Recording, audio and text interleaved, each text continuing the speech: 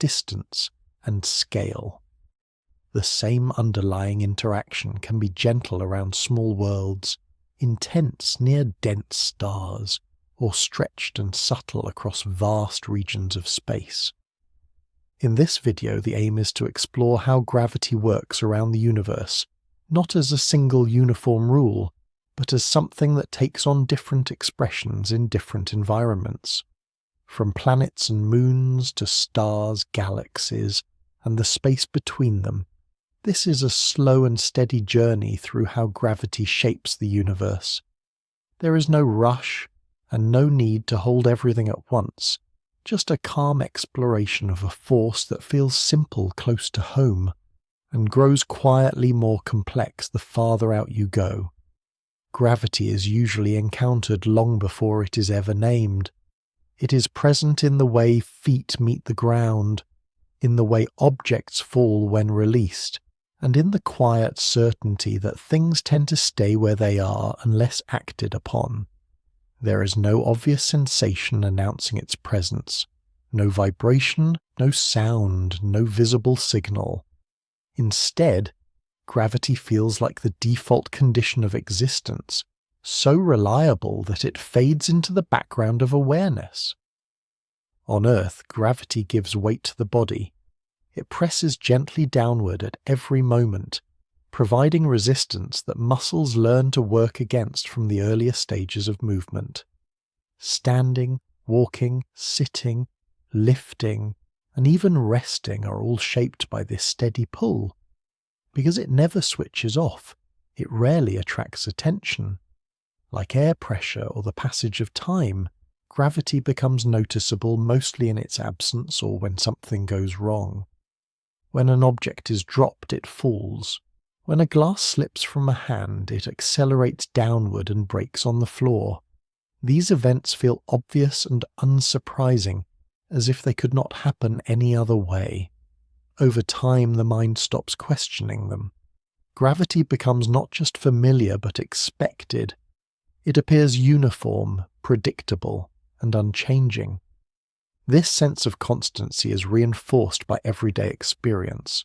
Whether indoors or outdoors, whether near sea level or on a modest hill, gravity feels the same. A cup weighs the same in the kitchen as it does in the garden. The body feels no lighter or heavier from one moment to the next. From a human perspective, gravity seems fixed, almost absolute. Yet even on Earth, gravity is not perfectly uniform. Its strength varies slightly depending on location. The pull of gravity is marginally weaker at the equator than at the poles, due to the planet's rotation and its slightly flattened shape. Altitude also plays a role. Gravity is fractionally weaker on a mountain than at sea level, because distance from Earth's center increases. These differences are small, far below the threshold of human sensation, but they are measurable with sensitive instruments. The reason gravity feels so constant is not because it truly is, but because human perception is limited. The variations that exist are subtle enough to be smoothed out by the scale of everyday life. Muscles, bones, and balance systems adapt to the local gravitational environment and treat it as normal. Over time, that normal becomes invisible. Historically, gravity was first understood not as an invisible background condition, but as a force acting between objects. In the late 17th century, Isaac Newton described gravity as a universal attraction between masses. According to this view, every object with mass pulls on every other object with mass. The strength of that pull increases with mass and decreases with distance. This idea provided a powerful explanation for falling objects, planetary motion, and the orbits of moons. Newton's description of gravity was revolutionary because it unified events on Earth with motion in the sky. The same force that causes an apple to fall also keeps the moon in orbit around Earth and governs the paths of planets around the sun. Gravity was no longer just a local phenomenon. It was universal operating everywhere in the cosmos. For centuries, Newtonian gravity provided accurate predictions for most situations encountered in daily life and astronomy. It explained why objects accelerate downward at a roughly constant rate near Earth's surface. It described why planets follow stable, repeating paths. For practical purposes, it worked extremely well, and it still does in many contexts. However, Newton's gravity also reinforced the idea that gravity behaves the same everywhere. While the equations allowed for variation in strength, the underlying picture suggested a single, consistent rule applied uniformly across space. This reinforced the everyday intuition that gravity is a fixed property of the universe, rather than something that can take on different forms.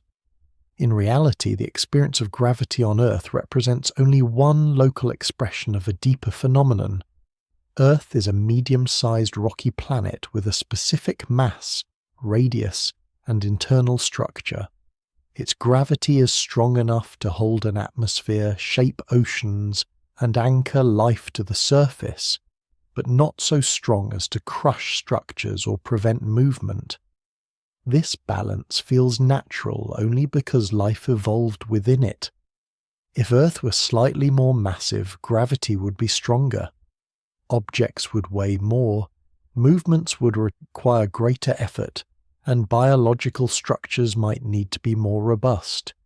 If Earth were less massive, gravity would be weaker. Objects would fall more slowly, jumps would carry higher arcs, and the atmosphere might be thinner or escape into space. Small changes in planetary mass lead to noticeable changes in gravitational experience. Because Earth provides a stable and narrow range of conditions, it is easy to mistake that local balance for a universal standard. Gravity feels like a constant because it has been constant within the limits of lived experience.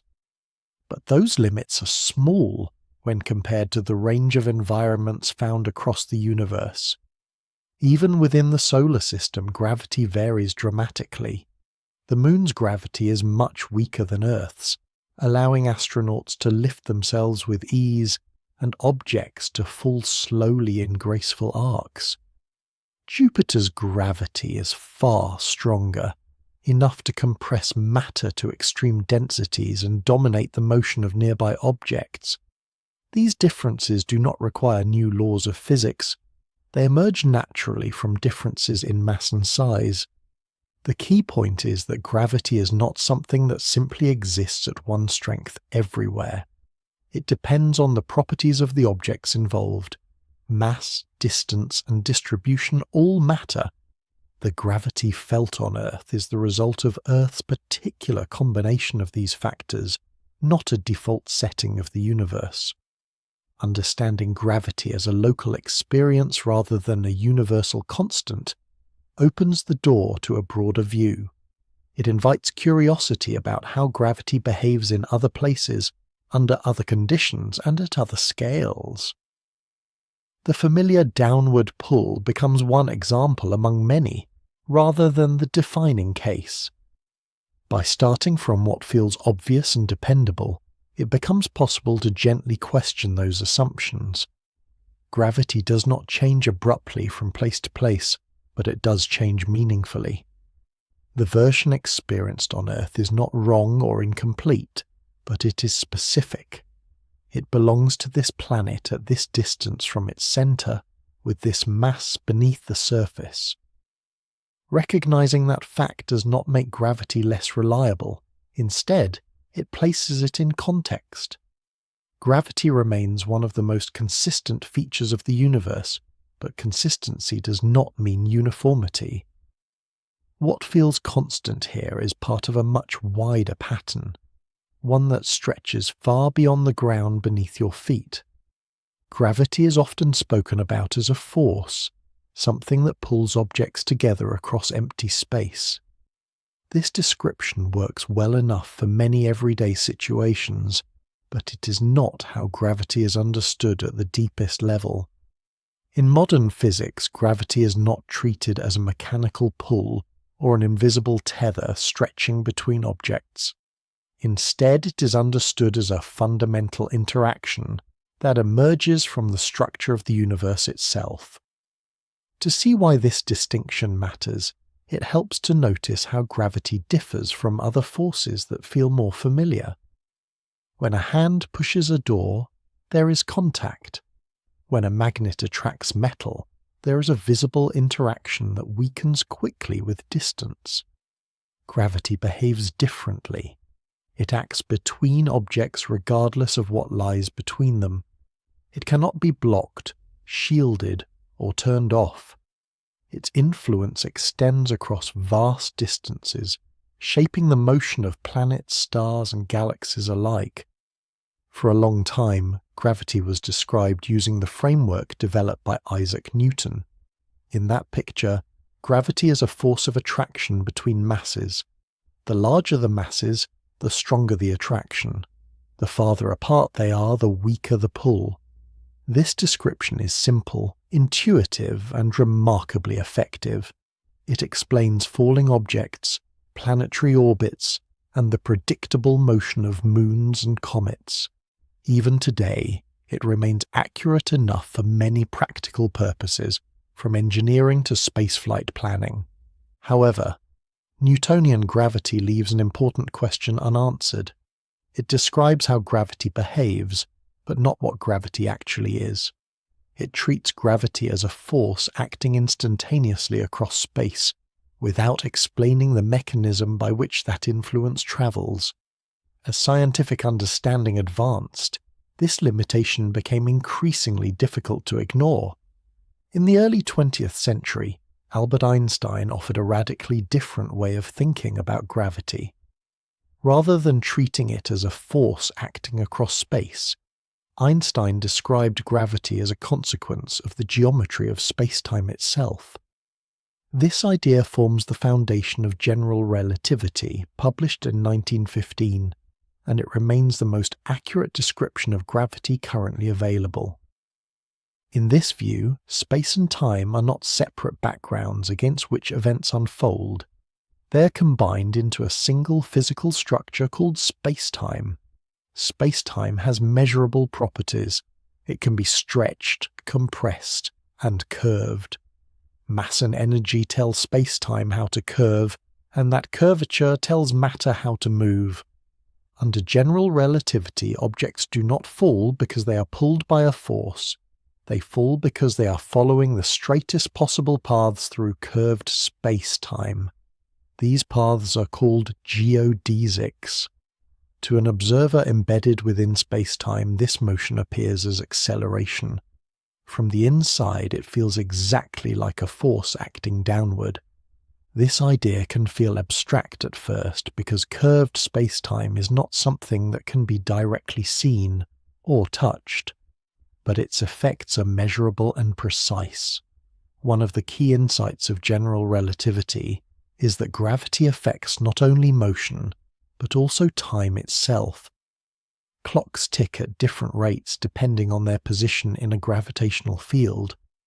Time runs slightly slower, closer to massive objects, and slightly faster farther away. This effect has been measured repeatedly using atomic clocks, and must be accounted for in satellite navigation systems to maintain accuracy.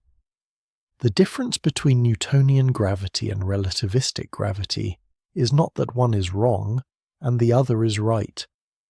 Newton's description is an approximation that works well when gravitational fields are weak and speeds are much slower than the speed of light. General relativity becomes essential when gravity is strong, distances are large, or extreme precision is required. On Earth, the difference between these descriptions is subtle.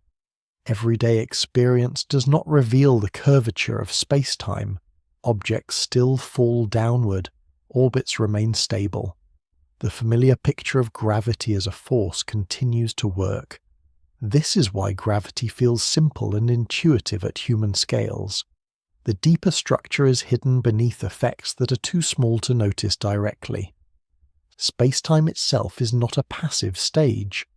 It responds dynamically to the presence of mass and energy. A massive object like Earth curves the space-time around it. Objects moving nearby naturally follow paths shaped by that curvature. The Moon follows a curved path around Earth, not because it is being tugged sideways, but because it is moving through a curved space-time geometry created by Earth's mass.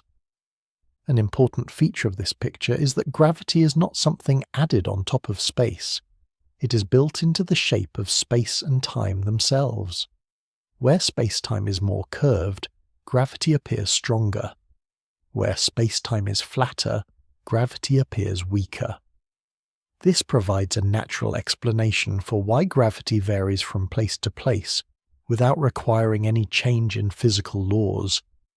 This also explains why gravity behaves differently from other forces.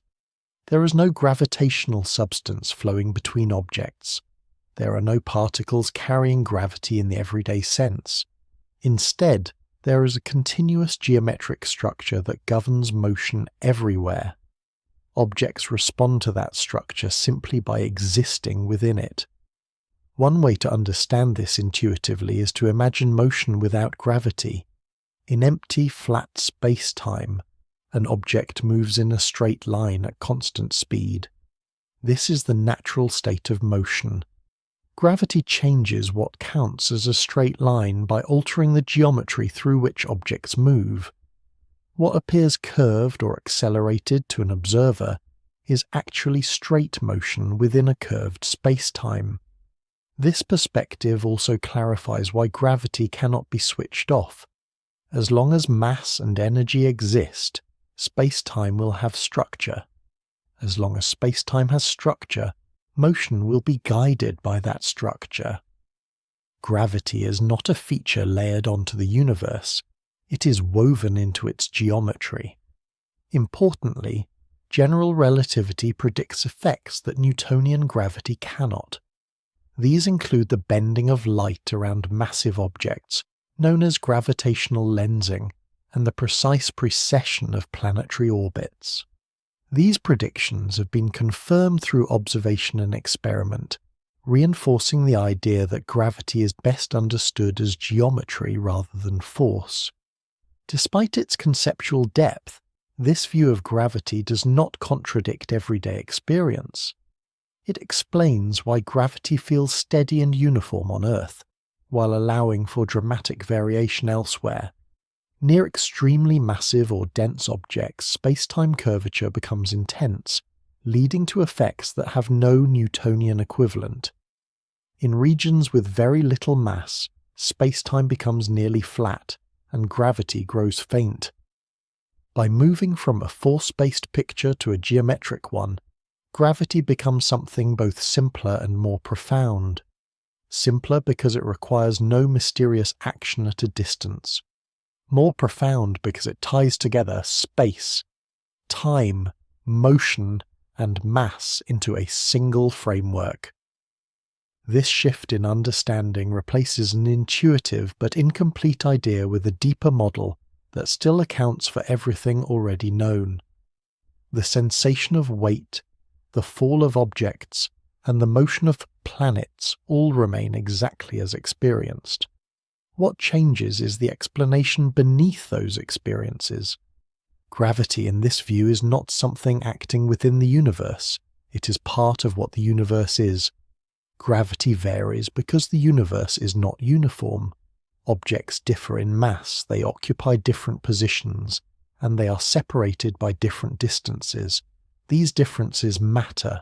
They shape how strongly gravity acts and how that influence is felt from one place to another. What feels steady and unchanging on Earth is the result of very specific conditions that are not repeated everywhere. In its simplest description, gravity depends on two main factors: how much mass is involved and how far apart objects are. More mass produces a stronger gravitational influence. Greater distance weakens that influence. This idea appears clearly in Newtonian gravity, where the strength of gravity increases with mass, and decreases rapidly as distance grows. While the deeper explanation of gravity comes from curved spacetime, this relationship between mass, distance, and strength remains valid and observable. On Earth, distance from the planet's center changes very little during everyday movement. Standing up, sitting down, or walking across a room alters that distance by only a tiny fraction. Because the mass of Earth is large and the variation in distance is small, gravity feels constant. The changes are too subtle to notice without instruments designed specifically to detect them. As distance increases, however, gravity weakens. This weakening does not happen abruptly. Gravity does not switch off beyond a certain point. Instead, it fades gradually, becoming less influential the farther away an object moves. The pull never fully disappears, but it becomes increasingly difficult to detect as distance grows. The Moon provides a useful example. Earth's gravity is strong enough to keep the Moon in orbit, even though the Moon is hundreds of thousands of kilometers away. At that distance, Earth's gravitational influence is weaker than it is at the surface, but it is still strong enough to guide the Moon's motion. The Moon, in turn, exerts its own gravitational influence on Earth, producing tides in the oceans. This mutual interaction shows that gravity extends far beyond the surfaces of objects and operates across empty space. Move farther still, and Earth's gravitational influence continues to weaken. At the distance of the Sun, Earth's gravity is negligible compared to the Sun's. The Sun's mass is so much greater that it dominates the motion of planets, asteroids, and comets throughout the solar system. Earth becomes just one contributor among many, its gravitational role reduced by distance and by comparison with a far more massive object. This pattern repeats throughout the universe.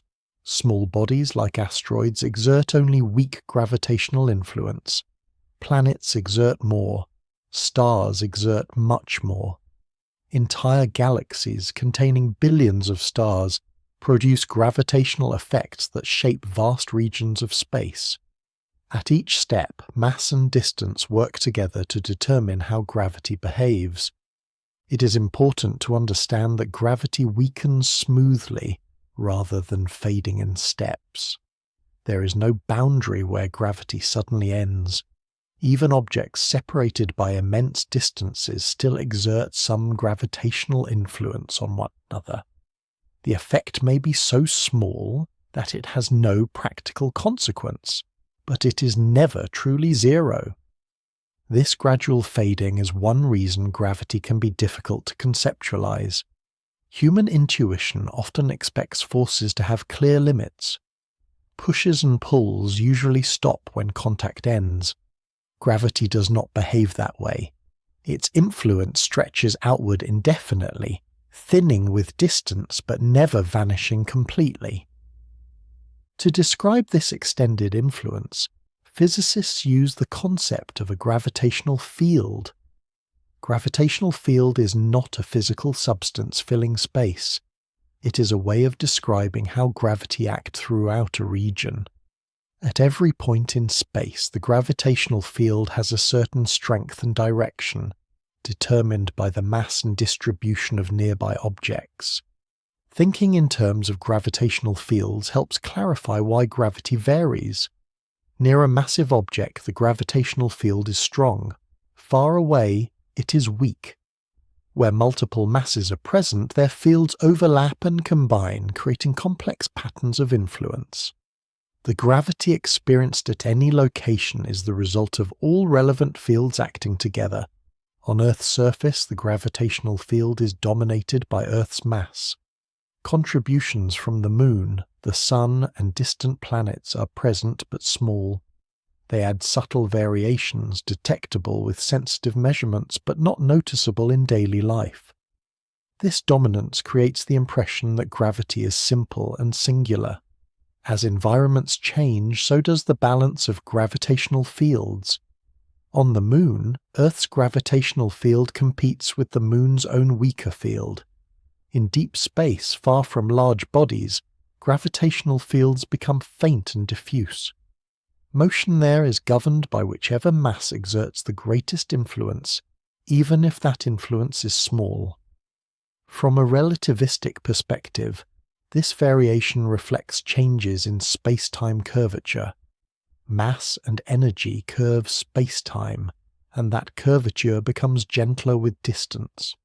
Close to a massive object, spacetime is more strongly curved, guiding motion sharply.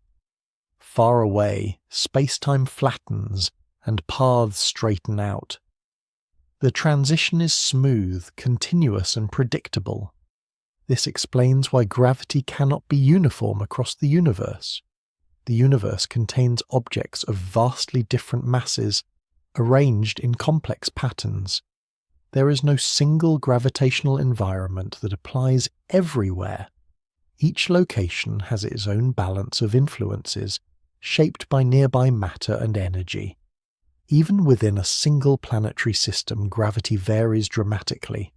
The surface of a rocky planet, the upper atmosphere of a gas giant, and the space between planets all present different gravitational conditions. These differences affect how matter behaves, how objects move, and how structures form over time. One quiet implication of this is that gravity is always local.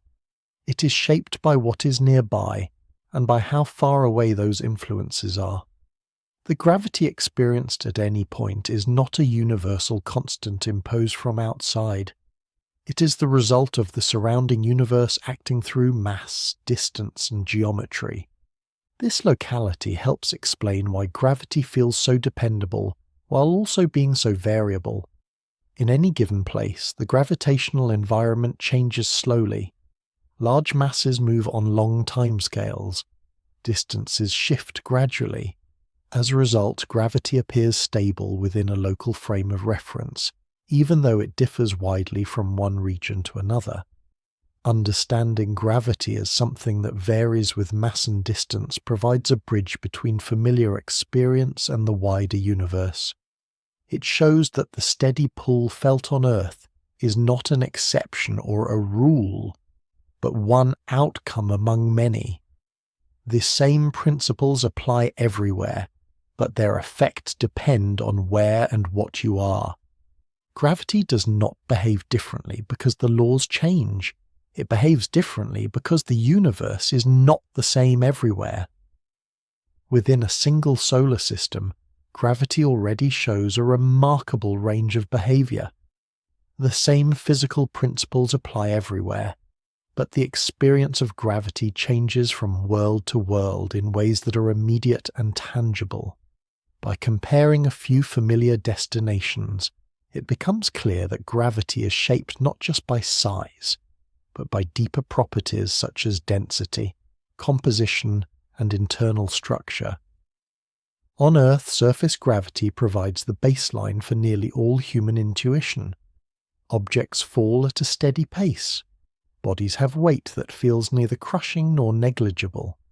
The planet's mass and radius combine to produce a surface gravity that life has adapted to over billions of years. Muscles, bones, circulation, and balance systems are all tuned to this particular gravitational environment, making it feel natural and unremarkable. The Moon offers the first clear contrast. With far less mass than Earth and a smaller radius, its surface gravity is much weaker. An object that weighs 100 kilograms on Earth would weigh roughly 16 kilograms on the Moon. Astronauts visiting the lunar surface experienced this difference immediately. Movements became slow and floating. Simple steps turned into bounding arcs. Objects dropped from hand height took noticeably longer to reach the ground. This reduced gravity does not come from the Moon being small alone. It also reflects its internal structure. The Moon is less dense than Earth, with a smaller metallic core and a simpler geological history. Less mass packed into a smaller volume produces a weaker gravitational field at the surface. The result is a world where gravity is gentle enough to reshape motion without eliminating it entirely. Mars provides a different variation. Larger than the Moon but smaller than Earth, Mars has a surface gravity that sits between the two. A person standing on Mars would weigh a little over 1/3 of their Earth weight. This difference is large enough to affect movement and long-term health, but not so extreme as to make walking unfamiliar. Mars also illustrates how composition matters. Despite being larger than the Moon, Mars has lower density than Earth. Its core is smaller relative to its size, and its overall mass is lower than its diameter alone might suggest. As a result, surface gravity remains modest. Data gathered by NASA missions such as the Viking landers, the Mars exploration rovers, and the Curiosity and Perseverance rovers have helped refine measurements of Martian gravity and confirm how closely it matches theoretical predictions. Standing on Mars would feel lighter but still grounded. Objects would fall more slowly, jumps would carry higher and longer. Over time, the body would adjust to the reduced load on bones and muscles. These changes are not hypothetical. Studies of astronauts aboard space stations combined with robotic mission data help scientists understand how gravity influences physiology and movement. The gas giants introduce a more counterintuitive case. Jupiter, the largest planet in the solar system, has a surface gravity stronger than Earth's, despite having no solid surface in the traditional sense. At the level of its cloud tops, gravity is more than twice as strong as Earth's. A person somehow supported there would feel significantly heavier, even though Jupiter is made mostly of hydrogen and helium. This stronger gravity comes from Jupiter's immense mass. Although its density is lower than Earth's, its sheer size means that enormous amounts of material are packed into a vast volume. The result is a powerful gravitational field extending far into space. Jupiter's gravity dominates the solar system after the Sun, shaping the orbits of moons, asteroids, and even influencing comet paths. Saturn, despite being nearly as large as Jupiter, has lower surface gravity. Its density is much lower, meaning less mass is concentrated within its radius. This comparison highlights an important point. Size alone does not determine surface gravity. Density and mass distribution are equally important. A larger planet can exert weaker gravity if its material is spread more thinly. These planetary differences explain why standing on different worlds would feel radically different. On the Moon, the body would feel light and buoyant. On Mars, movement would feel easier, but still familiar. Near Jupiter's cloud tops, weight would increase dramatically, making even small motions more demanding. None of these experiences require changes to physical laws. They arise naturally from how mass is arranged. NASA's planetary missions have played a key role in confirming these differences. Tracking spacecraft trajectories, measuring orbital speeds, and analyzing lander data allow scientists to map gravitational fields with high precision. Missions such as Juno around Jupiter and Lunar Reconnaissance, Orbiter around the Moon, have revealed subtle variations caused by internal structures, mountain ranges, and hidden mass concentrations. These measurements show that gravity is not perfectly uniform even across a single planet. Variations in crust density, underground structures, and geological history all contribute to small local differences. On Earth, these differences are used to study tectonic activity and resource distribution. On other planets, they reveal information about formation and evolution. What emerges from these comparisons is a clear pattern. Surface gravity depends on the balance between mass and radius, shaped by composition and internal structure. Two planets of similar size can feel very different. Two planets with similar gravity can have very different appearances. Gravity is sensitive to what lies beneath the surface as much as to what is visible from space. These planetary examples bring abstract ideas into physical terms. Gravity is no longer just a concept tied to equations or spacetime curvature. It becomes something that can be felt, measured, and compared. The solar system becomes a natural laboratory where gravity reveals its variability without leaving home. By examining neighboring worlds, gravity stops being a single familiar sensation and becomes a spectrum of experiences. Each planet represents a different outcome of the same underlying principles. Together, they show that even within one star's reach, gravity has many expressions, each shaped by the history and makeup of the world beneath it. Stars appear calm from a distance. They rise and set, shine steadily, and seem unchanged across human lifetimes. Beneath that steady light, however, gravity is at work in a far more intense and complex way than it is on any solid world. Inside a star, gravity is not confined to a surface. It acts throughout the entire volume, shaping structure, motion, and long-term stability from the center outward. A star begins as a cloud of gas and dust drawn together by gravity. As material accumulates, gravitational attraction strengthens, pulling more matter inward. Over time, this inward pull becomes strong enough to compress the central regions of the forming star. Temperatures rise, densities increase, and nuclear fusion begins. At this point, gravity does not disappear. Instead, it becomes part of a delicate balance. Inside an active star, gravity constantly pulls matter inward toward the core. At the same time, energy released by nuclear fusion produces heat and pressure that push outward. The state in which these opposing effects balance is known as hydrostatic equilibrium. It is this balance that allows stars to shine steadily for millions or billions of years without collapsing or tearing themselves apart. Hydrostatic equilibrium is not static or fragile. It is a dynamic balance maintained moment by moment. If the core contracts slightly, temperatures rise, fusion rates increase, and outward pressure strengthens, restoring balance. If the core expands, temperatures fall, fusion slows, and gravity gains the upper hand again. This self-regulating process keeps stars stable across immense timescales. The strength of gravity inside a star depends strongly on stellar mass.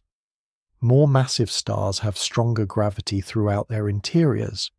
This increased gravitational pressure raises core temperatures and accelerates nuclear fusion. As a result, massive stars burn through their fuel much faster than smaller ones. They shine brighter, live shorter lives, and experience more extreme internal conditions. In smaller stars, including the Sun, gravity is strong enough to sustain fusion but not so strong as to drive it rapidly. The Sun's mass produces core temperatures of roughly 15 million degrees Celsius, sufficient to fuse hydrogen into helium at a steady pace. This balance allows the Sun to remain stable for billions of years, providing a long window for life to develop on nearby planets. Gravity inside stars also determines how energy moves outward.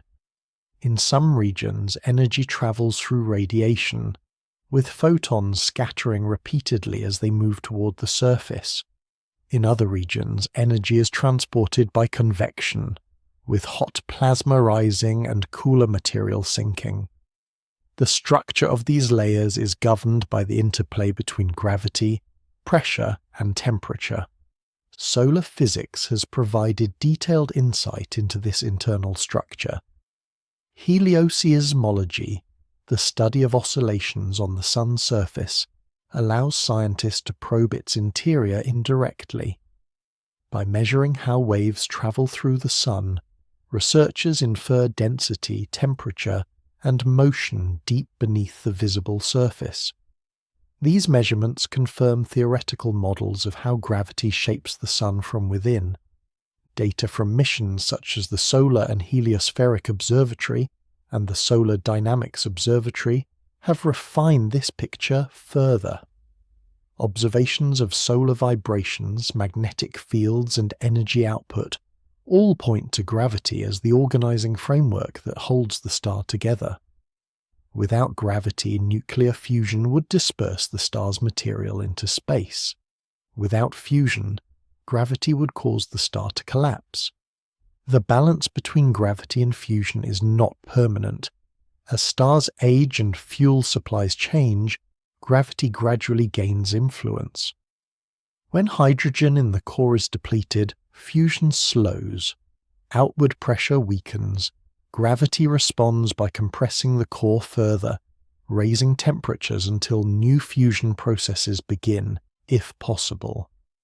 This sequence drives stellar evolution and determines a star's ultimate fate. In very massive stars, gravity eventually overwhelms all opposing forces. When fusion can no longer provide sufficient pressure, the core collapses rapidly, leading to dramatic events such as supernova explosions. Even in these violent moments, gravity remains central, guiding collapse, rebound, and the formation of dense remnants. What is striking is that gravity inside stars does not merely pull material inward. It sets the conditions for energy production, regulates stability, and determines lifespan.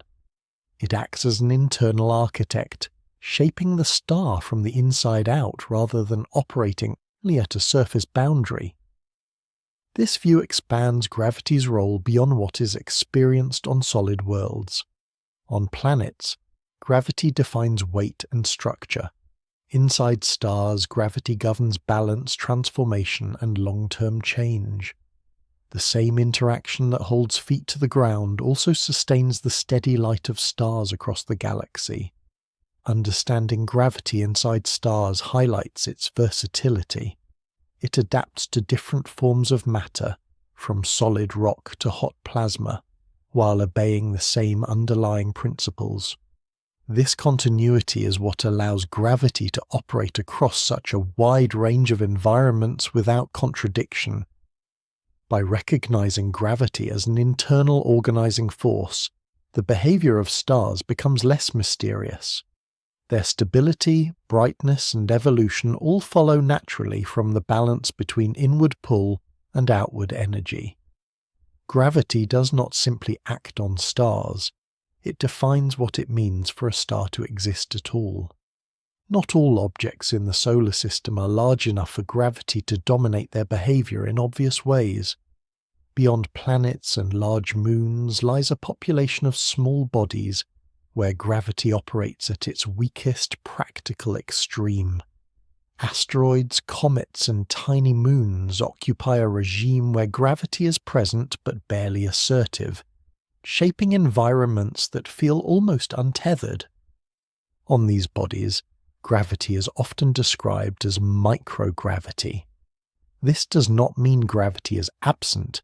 It means the gravitational acceleration at the surface is extremely small compared to that of Earth. On some asteroids, surface gravity can be tens of thousands of times weaker than Earth's. A gentle push could send an object drifting away at walking speed, never to return. This weak gravity arises from limited mass combined with small size. Many asteroids are only a few kilometers across, and some are far smaller. Even though they may be composed of rock or metal, there is simply not enough mass concentrated in one place to generate a strong gravitational field. The result is a world where weight is barely felt. Comets present a similar case, though with different composition. Often described as icy rubble piles, comets are mixtures of frozen gases, dust, and rock loosely held together. Their gravity is so weak that material can escape easily when heated by the sun. Jets of gas and dust stream outward, forming tails that stretch millions of kilometers through space. Gravity attempts to hold the comet together, but thermal forces frequently overpower it. Small moons orbiting planets also illustrate this regime. Some moons of Mars and the outer planets are irregularly shaped and lightly bound. Their gravity is strong enough to keep them intact under calm conditions, but not strong enough to reshape them into spheres. Many retain elongated or lumpy forms, reflecting their weak internal gravitational pull. In these environments, geology behaves very differently. On Earth, gravity drives landslides, erosion, and the settling of material into layers. On small bodies, loose material does not flow easily downhill because downhill is poorly defined. A slight disturbance can loft dust into space rather than causing it to settle. Surface features reflect this. Craters remain sharp and unchanged for long periods because erosion is minimal. Debris accumulates where it lands, not where gravity would normally draw it. Even walking on such a surface, if it were possible, would resemble slow-motion bouncing rather than stepping. Space missions have provided direct insight into these conditions. The Japanese Hayabusa mission visited the asteroid Itokawa and revealed a surface covered in loose gravel rather than solid bedrock. The asteroid appeared to be a rubble pile, a collection of fragments gently held together by gravity alone. This confirmed long-standing theories that many asteroids are not monolithic rocks, but loosely assembled structures.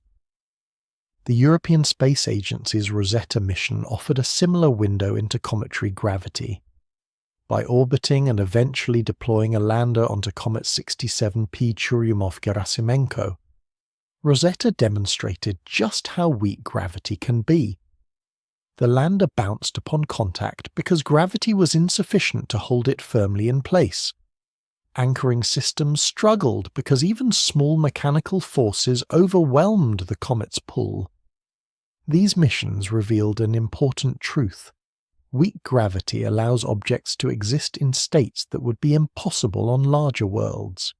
Loose material can remain exposed. Cavities can persist without collapsing. Internal structure can be fragile yet stable over long periods because external disturbances are rare. Gravity in these settings also reshapes internal structure. Without strong compression, material inside small bodies remains porous. Voids persist. Density varies irregularly. These characteristics influence how such objects respond to impacts, heating, and tidal forces from nearby planets. Even so, gravity still matters. It determines whether material escapes or returns. It governs orbital motion and long-term stability. It defines the boundary between what remains part of the body and what drifts away into space. The difference is one of degree, not of presence. Comparing these environments to planets highlights how scale transforms gravity's role. On planets, gravity dominates structure and motion. On small bodies, gravity is one influence among many, often competing with thermal forces, impacts, and rotational effects. This contrast reveals the lower limit of gravitational strength in the universe as it is commonly experienced. There are environments where gravity is just strong enough to assemble material, but not strong enough to impose order. These worlds sit delicately balanced between cohesion and dispersal. Understanding gravity around small bodies completes the picture of variation within a single system. From crushing gravity inside stars to the barely perceptible pull of an asteroid, the same fundamental interaction operates across an enormous range of strengths. Gravity does not disappear as objects grow smaller. It simply becomes quieter, subtler, and easier to overlook. Orbit often feels unintuitive because it seems to contradict everyday experience. Objects that are dropped fall straight down.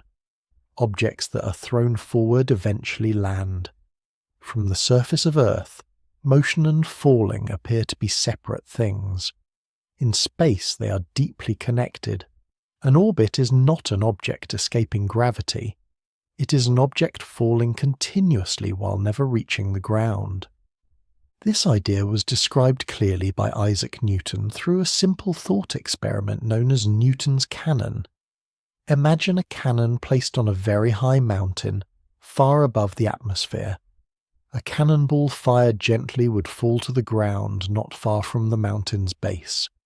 Fired with more force, it would travel farther before landing. Increase the speed enough, and the cannonball would curve around the planet, falling toward Earth, but missing it entirely. In that case, the cannonball would be in orbit. The key insight is that gravity pulls the cannonball downward at all times.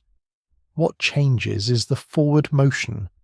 When forward speed is high enough, the surface of the planet curves away beneath the falling object. The object is always falling, but the ground is always falling away at the same rate. The result is a stable path around the planet. This reframes orbit as a balance between motion and gravity rather than a state of escape. Objects in orbit are not beyond Earth's gravitational reach. In low Earth orbit, gravity is only slightly weaker than it is at the surface. The International Space Station experiences nearly 90% of Earth's surface gravity, yet everything aboard appears weightless.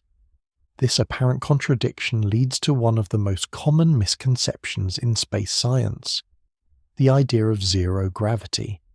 Astronauts are often described as floating because gravity is absent. In reality, gravity is very much present.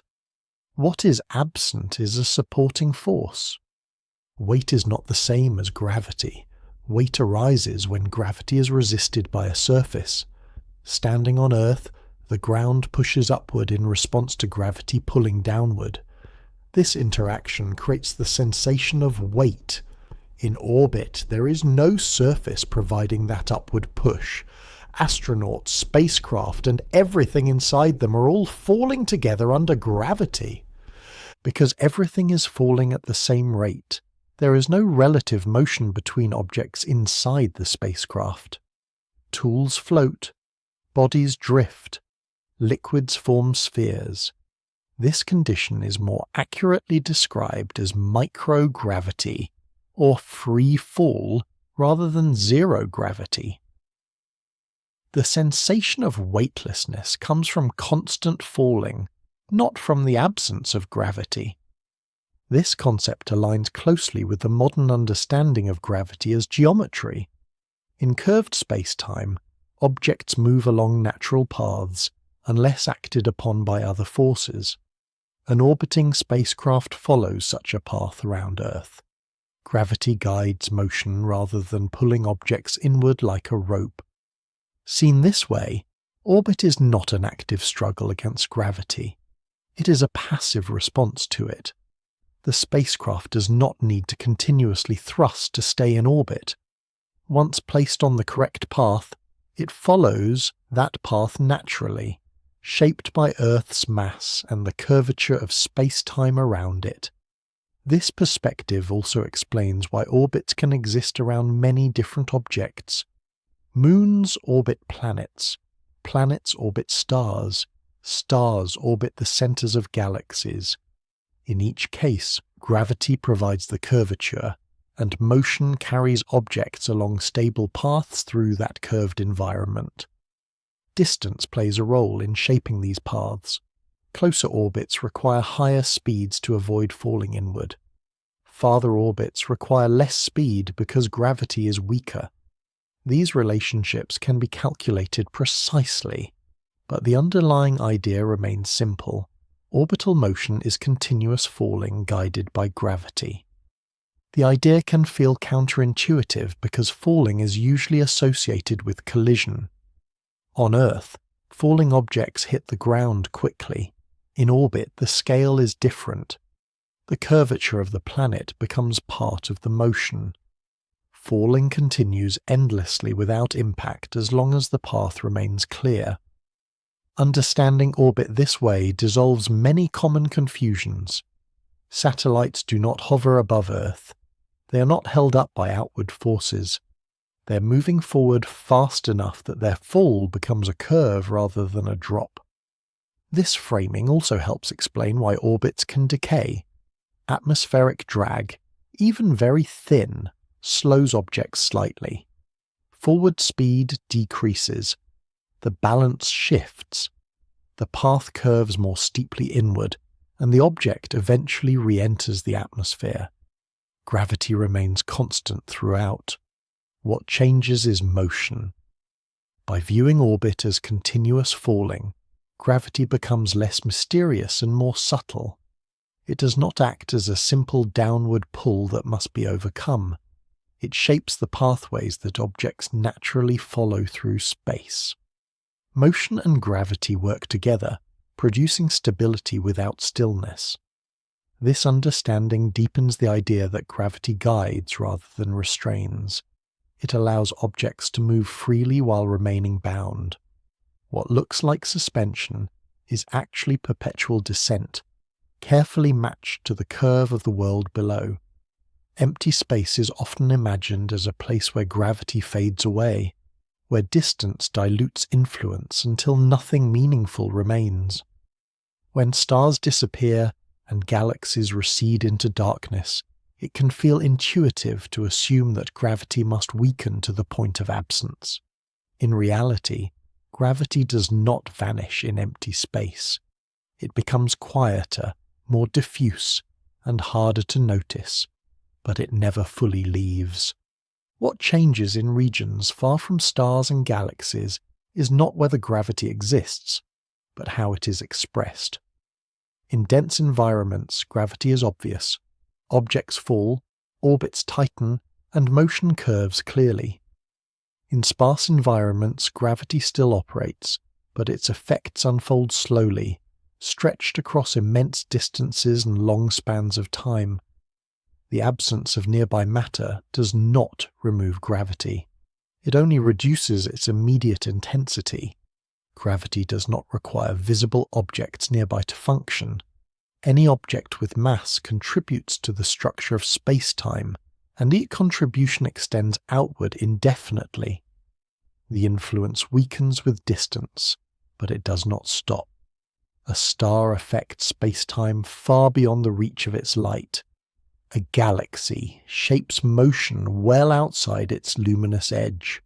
Even when no obvious source is close, gravity reflects the combined influence of many distant masses. Interstellar space offers a useful example. Between stars, distances are vast, yet gravity remains active. Stars within a galaxy do not drift independently through emptiness. They orbit a shared center, guided by the collective gravitational field of billions of stars, clouds of gas, and unseen matter. At any point between stars, gravity is the result of overlapping influences. No single object dominates, but together they define how motion unfolds. Intergalactic space extends this idea further. Between galaxies, matter is extraordinarily sparse. Light can travel for millions of years without encountering a star. Even so, galaxies continue to move in structured ways. They drift toward clusters, trace long filaments, and avoid enormous regions known as cosmic voids. These patterns exist not because gravity is absent in empty space, but because gravity has already acted, pulling matter into denser regions and leaving behind quieter expanses. The idea of overlapping gravitational influence is central to understanding this behavior. Gravity does not come from one object acting alone. At every location in the universe, the gravitational environment reflects the sum of all relevant masses near and far. Nearby objects contribute strongly. Distant objects contribute weakly. Together, they form a continuous gravitational background rather than isolated zones of influence.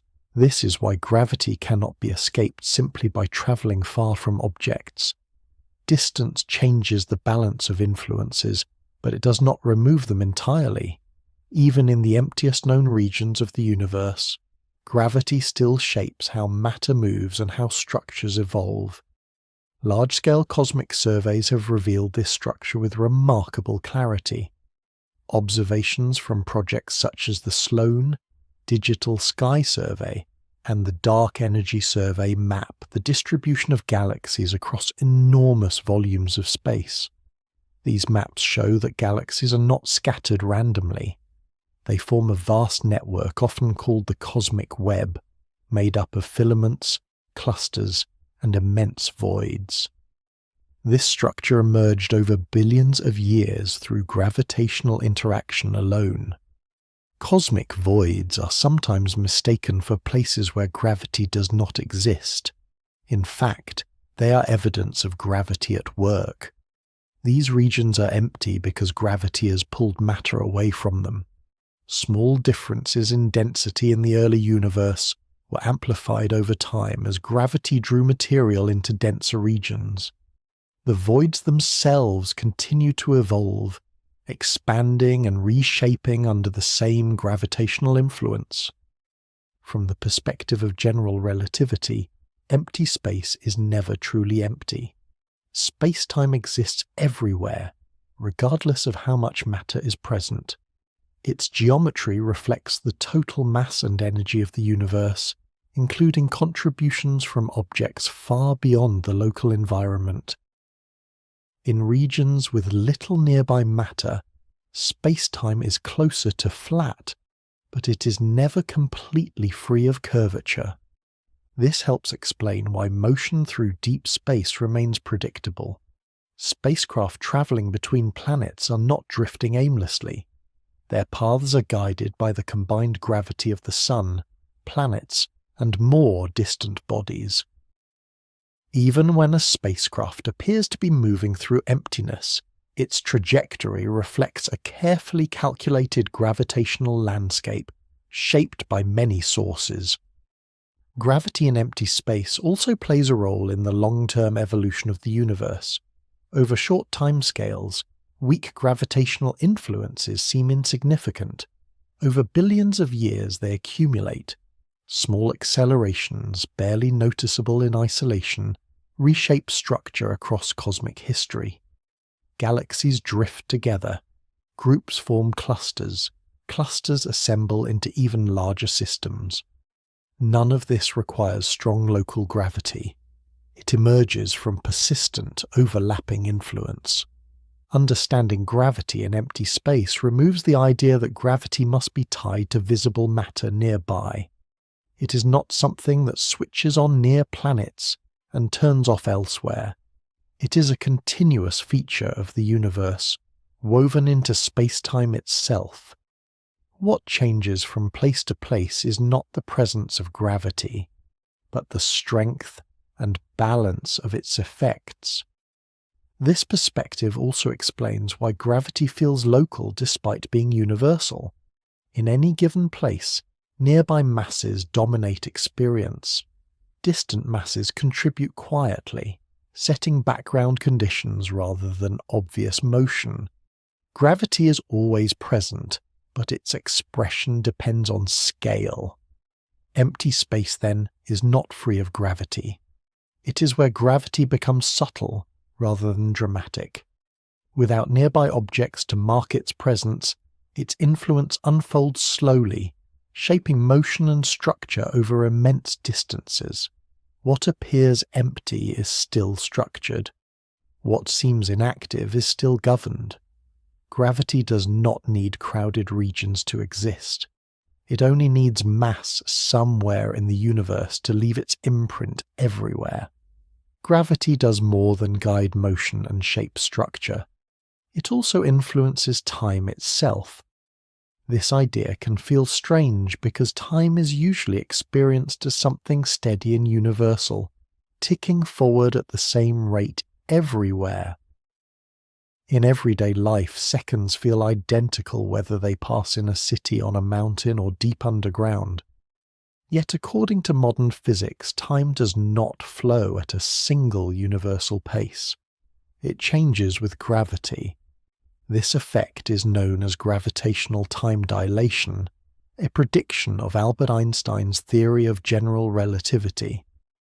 The core idea is that gravity and time are linked through the geometry of spacetime. Where gravity is stronger, spacetime is more curved. That curvature affects not only how objects move, but how time passes. In regions of stronger gravity, time runs more slowly. In regions of weaker gravity, time runs more quickly. The difference is not dramatic in most everyday situations, but it is real, measurable, and unavoidable. Two identical clocks placed at different gravitational strengths will not remain synchronized. One will tick slightly faster than the other. Near Earth's surface, gravity is relatively strong compared to higher altitudes. A clock on the ground ticks a little more slowly than a clock aboard a satellite in orbit. The satellite is farther from Earth's mass, experiencing weaker gravity, and so its clock runs faster. The difference is tiny, amounting to fractions of a second over long periods, but it accumulates steadily. This is not a theoretical curiosity. It has been measured directly. Experiments using atomic clocks, which can keep time with extraordinary precision, have demonstrated gravitational time dilation even across small height differences. A clock placed a few meters higher than another will tick slightly faster. The effect is subtle, but modern instruments are sensitive enough to detect it. One of the most important practical demonstrations of gravitational time dilation comes from the Global Positioning System. GPS satellites orbit Earth at high altitude and high speed. Their onboard atomic clocks are affected by two time dilation effects. Because the satellites move quickly, special relativity predicts their clocks should tick more slowly. Because they are farther from Earth and experience weaker gravity, general relativity predicts their clock should tick more quickly. Both effects must be accounted for. The gravitational effect is stronger than the velocity effect, so overall, GPS satellite clocks tick faster than clocks on Earth's surface. Engineers correct for this difference deliberately. If these corrections were not applied, GPS positioning errors would grow rapidly, leading to location errors of kilometers within a single day. The system works precisely because gravitational time dilation is real and well understood. Despite this, gravitational time dilation goes unnoticed in daily life. The reason is scale. The differences in gravitational strength between common locations are small, and the resulting time differences accumulate very slowly. Over a human lifetime, the difference between time experienced at sea level and at the top of a mountain is measurable but modest. No sensation accompanies it. There is no feeling of time slowing or speeding up. This absence of sensation does not mean time behaves uniformly. It means human perception is not equipped to notice such fine differences. Just as gravity feels constant despite small variations, time feels steady because the changes are too subtle to register directly. The effect becomes more dramatic near very massive objects. Close to a neutron star or a black hole, gravitational time dilation becomes extreme. Time near the surface of a neutron star runs significantly more slowly than time far away. Near the edge of a black hole, known as the event horizon, time dilation grows so strong that, from the perspective of a distant observer, time appears to slow almost to a stop. These extreme cases are not part of everyday experience, but they follow from the same principles that govern time near Earth. The difference is one of degree, not kind. Gravity influences time everywhere. Strong gravity makes the effect obvious. Weak gravity makes it subtle. Gravitational time dilation also reinforces the idea that time is not separate from space. Together, they form spacetime, a unified structure shaped by mass and energy. Where spacetime curves more strongly, both motion and time behave differently. This unity explains why gravity affects clocks without any additional mechanism. Time is part of the same structure that gravity shapes. It is important to clarify that this does not mean time flows incorrectly or unpredictably. Time behaves exactly as described by the underlying geometry of spacetime. Clocks do not malfunction in strong gravity. They tick normally according to their local conditions. It is only when clocks in different gravitational environments are compared that differences appear.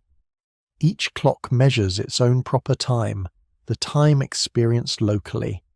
There is no universal master clock ticking in the background of the universe. Time is local, just as gravity is local. What feels simultaneous in one place may not align perfectly with what feels simultaneous elsewhere when gravity differs. This challenges intuitive ideas about time being absolute. In Newtonian physics, time was treated as universal, flowing at the same rate everywhere regardless of conditions. General relativity replaces this with a more flexible picture, where time adapts to the shape of space-time. Gravity reshapes that shape and time follows. Even so, this does not make time chaotic or subjective. The rules governing gravitational time dilation are precise and consistent. They allow predictions that match observation with extraordinary accuracy. Time changes with gravity in predictable ways that can be measured, calculated, and corrected for. The influence of gravity on time also has implications for long-term cosmic history. Over billions of years, regions of the universe with different gravitational environments accumulate different amounts of elapsed time. Clocks near massive clusters tick slightly slower than clocks in emptier regions. The differences are small, but they are real, woven into the universe's timeline. Understanding gravitational time dilation expands the role of gravity beyond structure and motion. Gravity does not merely guide objects along paths or hold systems together. It shapes the rate at which events unfold. It influences how long processes take, how signals propagate, and how histories align. This connection between gravity and time deepens the idea that gravity is not just another force among many. It is a fundamental feature of space-time itself. Where gravity changes, time responds. Where mass accumulates, the pace of time subtly shifts. For everyday life, this remains an invisible effect. Clocks on a table tick together. Time feels steady. But beneath that calm surface, time is quietly responsive to gravity, stretching and compressing in ways that only precise measurement reveals. Recognizing this does not make time feel unstable. Instead, it places time within a broader context. Time is not detached from the universe's structure. It is shaped by it. Gravity reaches beyond falling objects and orbiting worlds, extending into the rhythm of moments themselves. Gravity reaches its most extreme known expressions around neutron stars and black holes. These objects represent environments where mass is packed so densely that space-time itself is pushed to its limits. The same principles that govern falling apples and orbiting satellites still apply, but their effects are intensified to degrees that strain intuition and demand careful explanation. A neutron star forms when a massive star exhausts its nuclear fuel and collapses under its own gravity. During this collapse, the core is compressed so intensely that protons and electrons merge to form neutrons. The result is an object with a mass greater than that of the Sun squeezed into a sphere only a few tens of kilometers across. This concentration of mass creates an extraordinarily strong gravitational field. Near the surface of a neutron star, gravity is billions of times stronger than it is on Earth. an object dropped from even a small height would strike the surface at a significant fraction of the speed of light. Mountains, if they can be called that, rise only centimeters high before collapsing under their own weight. Matter behaves in unfamiliar ways because gravity dominates every aspect of structure and motion. Escape velocity provides a useful way to describe this intensity. Escape velocity is the speed an object must reach to break free from a gravitational field without further propulsion. On Earth, escape velocity is about 11 kilometers per second. On a neutron star, escape velocity approaches a large fraction of the speed of light. This means that once matter is near the surface, leaving becomes extremely difficult. The immense gravity of neutron stars also produces strong tidal forces. Tidal forces arise because gravity pulls more strongly on the nearer parts of an object than on the farther parts. Near Earth, tidal forces are gentle, responsible for ocean tides. Near a neutron star, these forces are extreme. Objects can be stretched, compressed, or torn apart by the difference in gravitational pull across their length. Spacetime curvature near neutron stars is intense. Paths that would be straight elsewhere become sharply bent. Light itself is affected, curving around the star and altering how it appears to distant observers. Time dilation becomes significant. Clocks near the surface tick much more slowly than clocks far away. These effects are not theoretical curiosities. They are predicted precisely by general relativity and supported by observation. Black holes represent an even more extreme outcome of gravitational collapse. When a collapsing core exceeds a certain mass, no known force can halt the inward pull of gravity. The result is a region of space-time from which nothing can escape once a critical boundary is crossed. This boundary is known as the event horizon. The event horizon is not a physical surface, it is a boundary in space-time. Outside it, escape is possible in principle. Inside it, all possible paths lead inward. The escape velocity at the event horizon equals the speed of light. Since nothing can travel faster than light, escape becomes impossible. It is important to clarify what this means.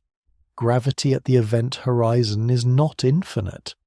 Objects crossing it do not encounter an abrupt wall or sudden crushing force, especially for large black holes.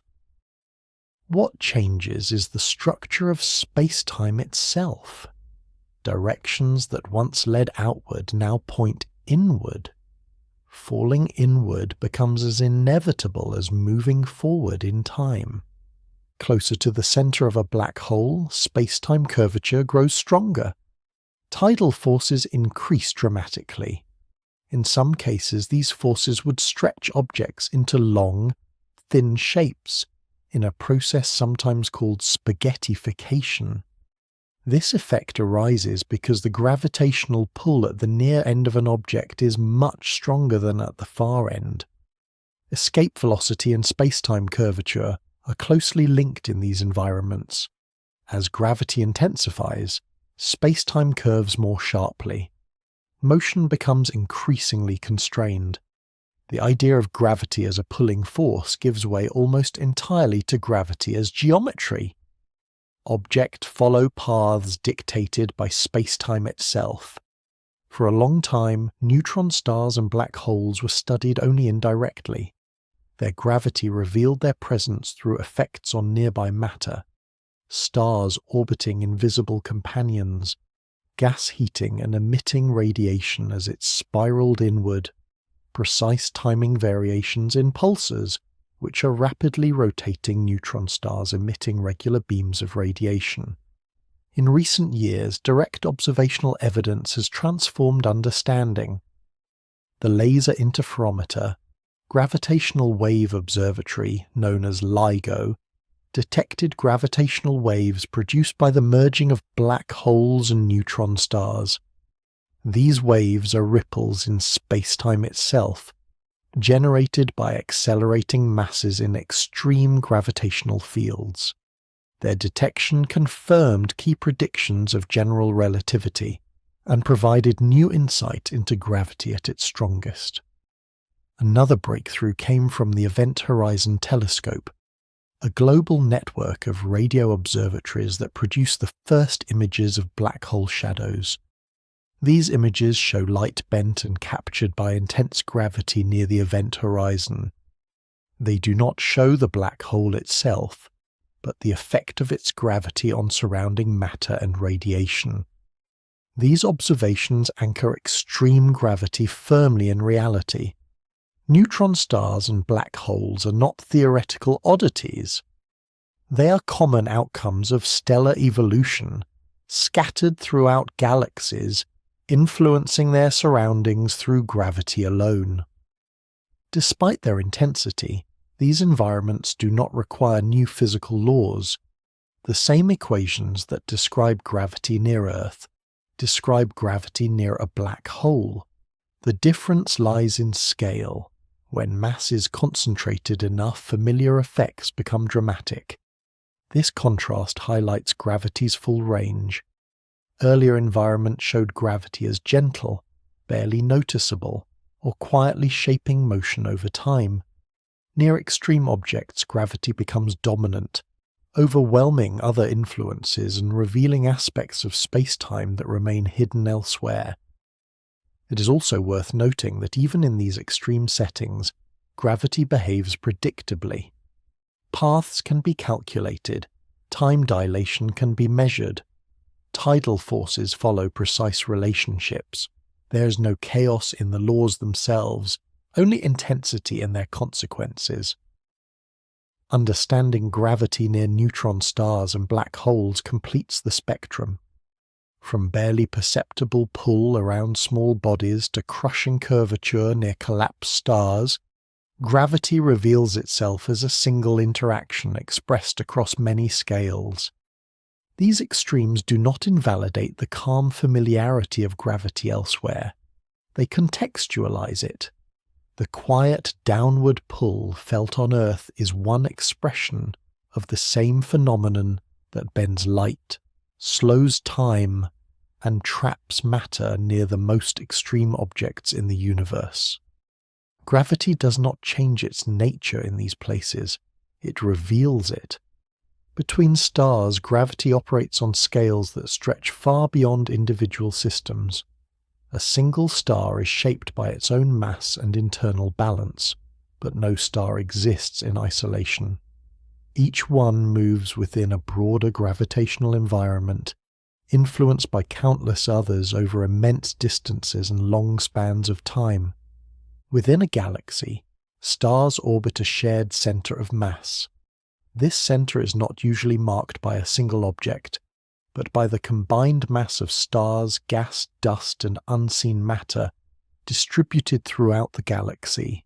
Each star follows a path determined by this collective gravitational field, tracing wide arcs that can take hundreds of millions of years to complete. These stellar orbits are not rigid or perfectly circular. They are shaped by the uneven distribution of mass within the galaxy.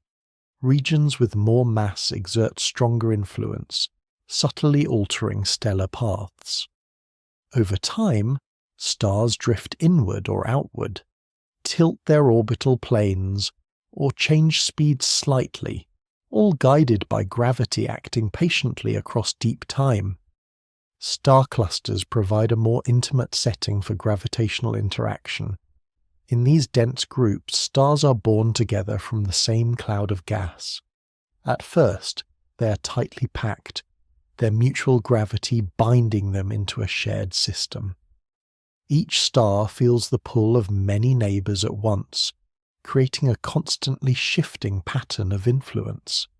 In open clusters, which contain hundreds or thousands of stars, gravity is strong enough to hold the group together for millions of years. Over time, however, interactions between stars gradually alter their motions. Close encounters exchange energy. Some stars are nudged into wider orbits, Others gain enough speed to escape the cluster entirely. Gravity both binds and slowly dissolves these systems. Globular clusters represent a more extreme case. These ancient structures contain hundreds of thousands, sometimes millions, of stars packed into relatively small volumes of space. Gravity dominates their internal dynamics. Stellar motions are fast and complex. Interactions are frequent.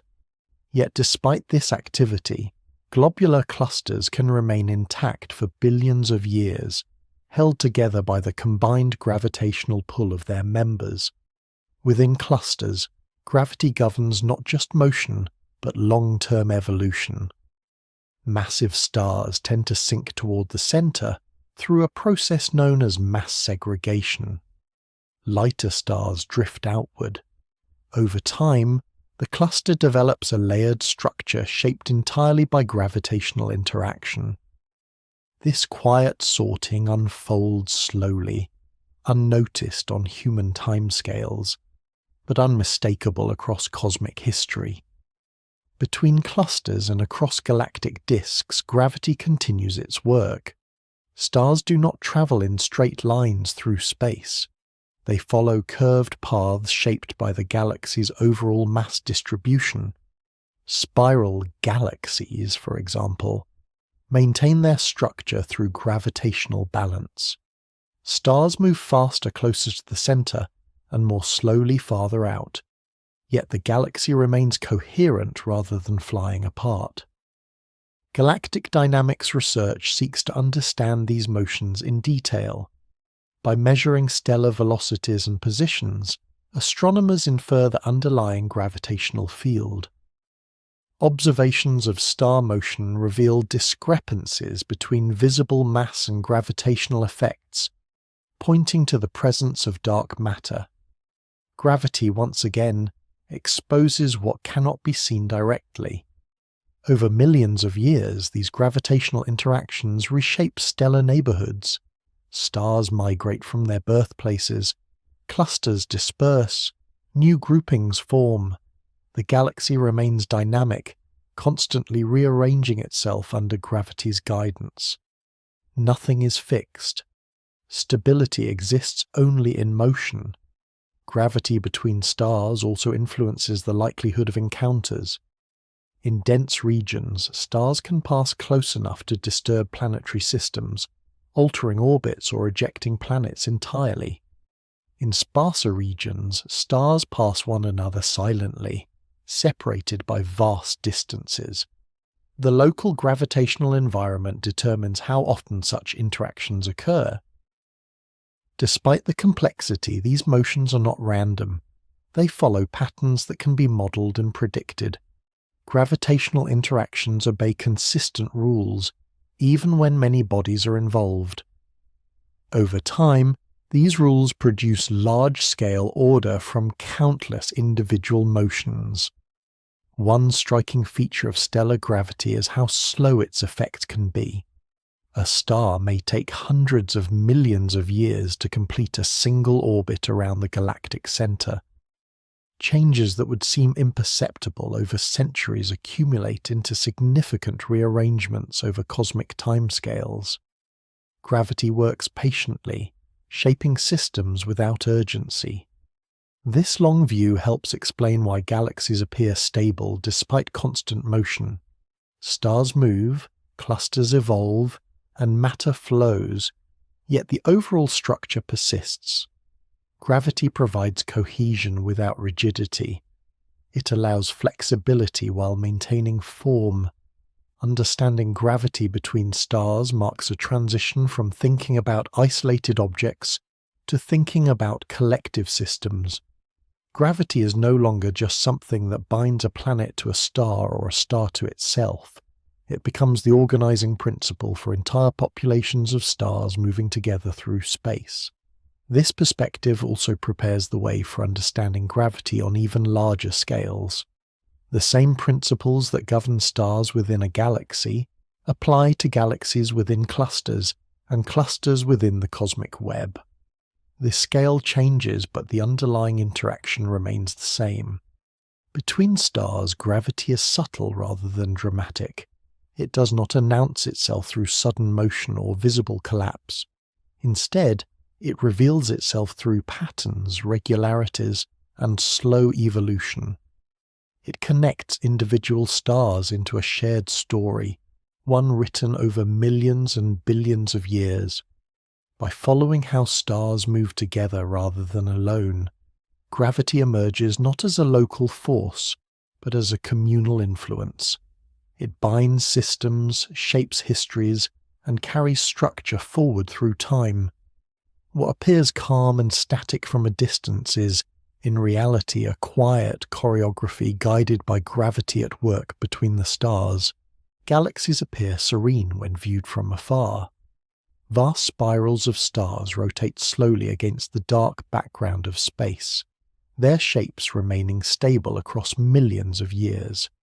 This calm appearance hides an ongoing gravitational process that governs how galaxies form, move, and persist. At this scale, gravity is no longer just guiding individual stars, it is shaping entire structures. In spiral galaxies, gravity plays a central role in maintaining the familiar disk and arm pattern. Stars orbit a shared galactic center, but they do not all move at the same speed. Those closer to the center complete their orbits more quickly, while those farther out take longer. This differential motion stretches and organizes material into spiral patterns rather than tearing the galaxy apart. Spiral arms are not fixed structures made of the same stars forever. Instead, they are regions where stars, gas, and dust are temporarily concentrated. Gravity causes material to bunch up as it moves through the galactic disk, much like traffic slowing along a busy roadway.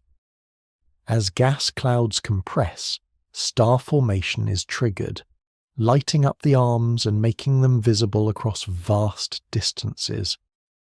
This process depends critically on gravity acting across the entire galaxy. The combined mass of stars, gas, and other material creates a gravitational field that holds the disk together and allows spiral patterns to persist. Without sufficient gravitational binding, the rotating disk would disperse over time. When astronomers began measuring how stars move within galaxies, they encountered a puzzling result.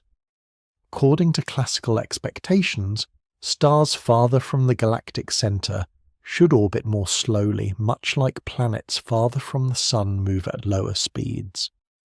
The visible mass of stars and gas suggested a certain decline in orbital speed with distance. Instead, observations showed that stars far from the center were moving much faster than expected. Their speeds remained roughly constant across large distances. This pattern, known as a flat rotation curve, implied that there was more gravitational influence present than could be explained by visible matter alone. This discrepancy was studied in detail by astronomer Vera Rubin in the 1970s. By carefully measuring the rotation curves of spiral galaxies, Rubin demonstrated that the visible stars and gas could not account for the observed motion. Galaxies appeared to contain far more mass than could be seen. The most widely accepted explanation for this hidden gravitational influence is dark matter. Dark matter does not emit, absorb, or reflect light, making it invisible to telescopes. Its presence is inferred entirely through gravity. Galaxies appear to be embedded in large halos of dark matter that extend far beyond their visible edges. These dark matter halos provide the additional gravitational pull needed to explain flat rotation curves. Stars orbiting in the outer regions of galaxies move quickly because they are responding to the gravity of both visible matter and this unseen mass.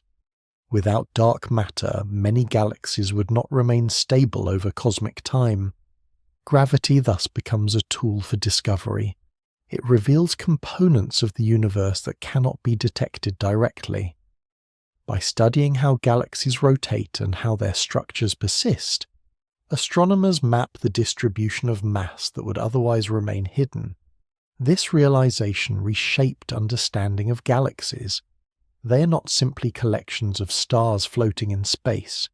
They are gravitational systems dominated by material that cannot be seen. Visible stars trace the deeper structure imposed by dark matter rather than defining it. Gravity also explains why galaxies come in different forms. Spiral galaxies maintain flattened disks because gravity and angular momentum balance in a particular way. Elliptical galaxies, by contrast, have more random stellar motions, often resulting from mergers that redistribute energy through gravity. Irregular galaxies show distorted shapes where gravitational interactions have disrupted orderly motion. Interactions between galaxies further highlight gravity's role. When galaxies pass close to one another, their mutual gravity can stretch stars into long tidal streams, distort spiral arms, and even trigger bursts of star formation. Over time, repeated interactions can lead to mergers, forming larger galaxies with new structures. These processes unfold over hundreds of millions to billions of years. Gravity acts slowly but persistently, reshaping galaxies without urgency. The present appearance of a galaxy reflects a long history of gravitational influence rather than a static configuration. Galactic gravity also affects gas within galaxies. Gas clouds respond to gravitational potential wells, flowing inward toward denser regions. This inflow feeds star formation and, in some cases, central supermassive black holes. Again, gravity acts as an organizer, guiding material toward regions where transformation occurs. Supermassive black holes at galactic centers contribute to this picture, but they do not dominate galactic gravity beyond their immediate surroundings. The motion of stars across most of a galaxy is governed primarily by the combined mass of stars and dark matter, not by the central black hole alone. This underscores how gravity operates collectively rather than locally at this scale. The study of galactic dynamics continues to refine this understanding. Large observational surveys and detailed simulations allow astronomers to compare predicted motion with real data. When discrepancies appear, they point not to failures of gravity itself, but to missing components in the mass budget. In this way, gravity becomes a guide rather than a mystery. It consistently reveals when something is absent from the visible picture. Dark matter was not proposed because it was observed directly, but because gravity demanded its existence to explain what galaxies were doing. This makes gravity in galaxies especially revealing. It shows that gravity does not merely respond to what can be seen. It responds to everything that exists, whether visible or not. Motion becomes evidence. Structure becomes testimony. By expanding gravity's scope beyond visible matter, galaxies demonstrate how much of the universe is known indirectly. Stars outline shapes, but gravity defines them. Light shows surfaces, but gravity reveals depth. At this scale, gravity is no longer just a force that binds objects. It is a diagnostic tool, exposing the universe's hidden architecture. The graceful rotation of galaxies is not just a visual spectacle. It is a record of mass, motion, and invisible structure written in gravity's language. Through galaxies, gravity teaches that absence of light does not mean absence of influence. What cannot be seen can still shape everything around it. Gravity makes that influence measurable, consistent, and unavoidable. The calm spirals scattered across the universe are held together not only by what shines, but by what remains unseen. Gravity bridges that gap, turning motion into evidence and revealing that much of the universe's substance lies beyond the reach of light, but never beyond the reach of gravity. Between galaxies, gravity operates on scales so large that motion unfolds over hundreds of millions to billions of years. Individual galaxies may seem isolated when viewed alone, but in reality they are part of vast gravitational systems that bind them together into clusters, groups, and even larger structures. At this scale, gravity reveals itself not through sudden motion, but through slow organization across immense distances. Galaxy clusters are the most massive gravitationally bound structures in the universe. They contain hundreds or thousands of galaxies, along with enormous amounts of hot gas and dark matter. The galaxies within a cluster are not fixed in place. They move through the cluster's gravitational potential, orbiting a shared center of mass shaped by everything present, visible and invisible alike. These motions are slow but persistent. A single orbit through a galaxy cluster can take billions of years. Over such timescales, gravity gently guides galaxies along curved paths, drawing them inward, redirecting them, or allowing them to pass by one another without collision. The cluster remains bound because the total gravitational pull is strong enough to overcome the tendency of galaxies to drift apart. The binding force in galaxy clusters is far greater than what visible matter alone can provide. Stars and glowing gas account for only a fraction of the mass required to hold clusters together. Most of the gravitational influence comes from dark matter, distributed throughout the cluster in a vast extended halo. Once again, gravity exposes what cannot be seen directly. One of the clearest pieces of evidence for this hidden mass comes from gravitational lensing. According to general relativity, mass curves space-time, and that curvature affects the path of light. When light from a distant galaxy passes near a massive object or cluster, its path bends. The result can be distorted images, stretched arcs, or even multiple copies of the same background galaxy. Gravitational lensing allows astronomers to map mass directly, regardless of whether it emits light. By studying how background galaxies are distorted, scientists reconstruct the distribution of mass within clusters. These reconstructions consistently show far more mass than is visible. The lensing signal traces dark matter with remarkable clarity. Both the European Space Agency and NASA have played major roles in these observations. Space telescopes such as the Hubble Space Telescope and the James Webb Space Telescope have captured detailed lensing images of massive galaxy clusters. These images reveal intricate arcs of light shaped by gravity acting across intergalactic space. X-ray observatories, including ESA's XMM Newton and NASA's Chandra X-ray Observatory, add another layer of evidence. They detect hot gas trapped within clusters, glowing due to extreme temperatures. This gas contributes to the cluster's mass, but even when accounted for, it cannot explain the full gravitational effect.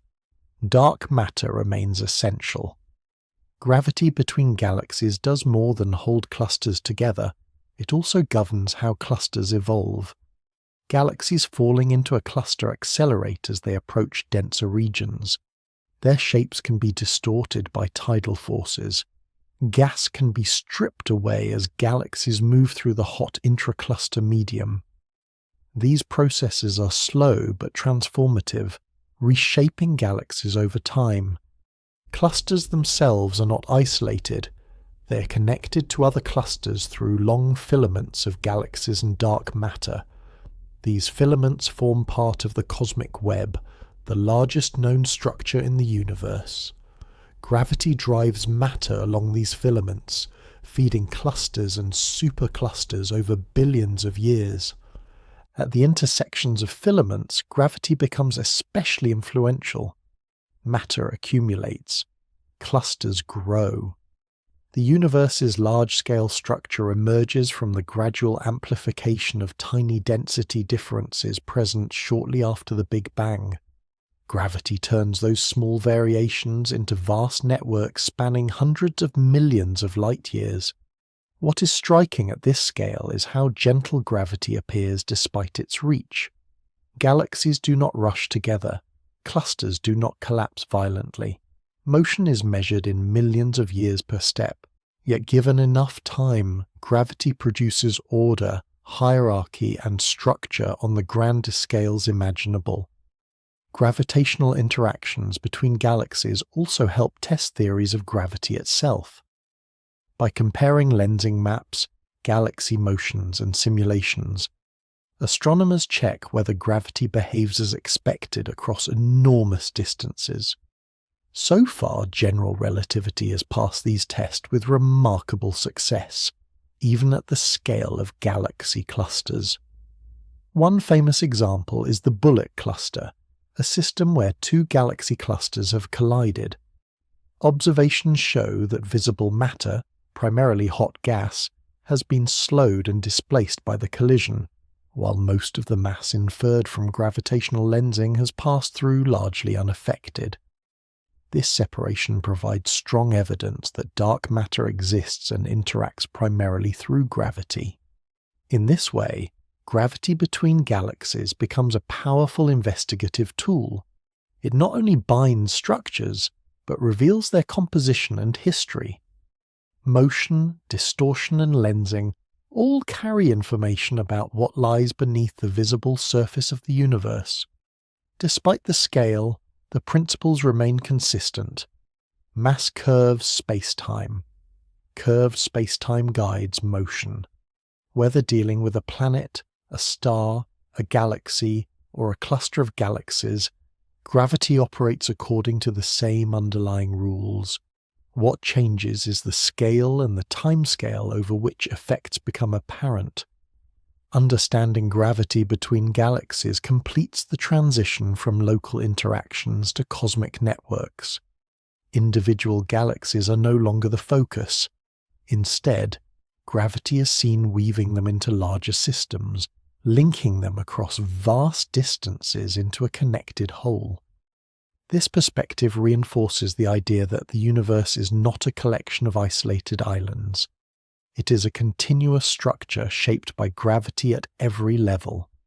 Between galaxies, gravity is patient and far-reaching, binding the largest known systems without haste or forceful motion.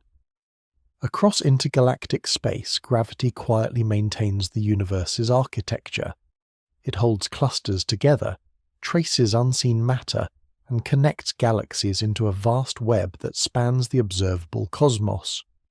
What appears empty between galaxies is, in fact, the stage on which gravity performs its most expansive work. The universe is expanding. This statement is simple to say, but it carries profound implications for how gravity operates on the largest possible scales. Space itself is stretching, increasing the distances between galaxies over time. This expansion is not something galaxies are moving through like debris in an explosion. It is a change in the structure of space-time itself. Within this expanding backdrop, gravity continues to act, shaping matter and influencing cosmic history. At first glance, expansion and gravity seem opposed. Expansion increases separation. Gravity pulls things together. Yet the universe contains both, operating simultaneously. Understanding how they interact requires stepping back from local motion and considering how space-time behaves as a whole. The expansion of the universe was first inferred from observations showing that distant galaxies are moving away from one another, with more distant galaxies receding faster. This relationship, now known as Hubble expansion, reflects a uniform stretching of space rather than motion through space. Every large-scale region sees the same pattern when viewed broadly enough. Gravity plays a crucial role in this picture. While space expands overall, gravity resists that expansion locally. Where matter is dense enough, gravity can overcome expansion and bind structures together. This is why galaxies, star systems, and clusters do not expand internally. The gravitational attraction between their components is strong enough to hold them together against the stretching of space. This balance explains why expansion becomes noticeable only at very large scales. Within a galaxy, gravity dominates. Between galaxies separated by millions of light years, expansion becomes significant. The two effects operate in different regimes, each relevant at its own scale. Cosmic expansion itself is not driven by gravity alone. Observations show that the expansion of the universe is accelerating rather than slowing down. This acceleration cannot be explained by visible matter or dark matter. Instead, it points to the presence of an additional component known as dark energy. Dark energy acts as a counteracting effect to gravity on the larger scales. It does not pull objects together. Instead, it influences the expansion of space itself, causing the rate of expansion to increase over time. Unlike gravity, which becomes stronger where mass is concentrated, dark energy appears to be distributed uniformly throughout space. The existence of dark energy was inferred from observations of distant supernovae, which appeared dimmer than expected, indicating faster expansion in the past. This conclusion has been supported by multiple lines of evidence, including measurements of the cosmic microwave background. The Planck mission, operated by the European Space Agency, provided some of the most precise measurements of the cosmic microwave background ever obtained.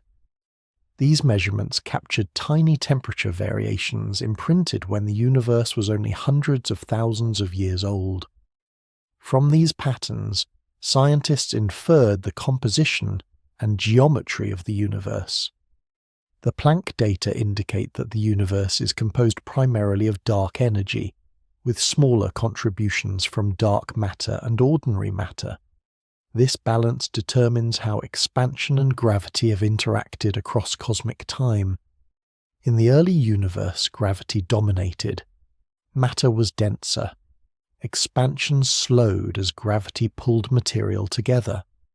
Over time, as matter spread out, dark energy became more influential, leading to accelerated expansion. Despite this acceleration, gravity has never ceased to matter. It continues to shape structure wherever matter collects. Galaxies form because gravity overcomes expansion locally.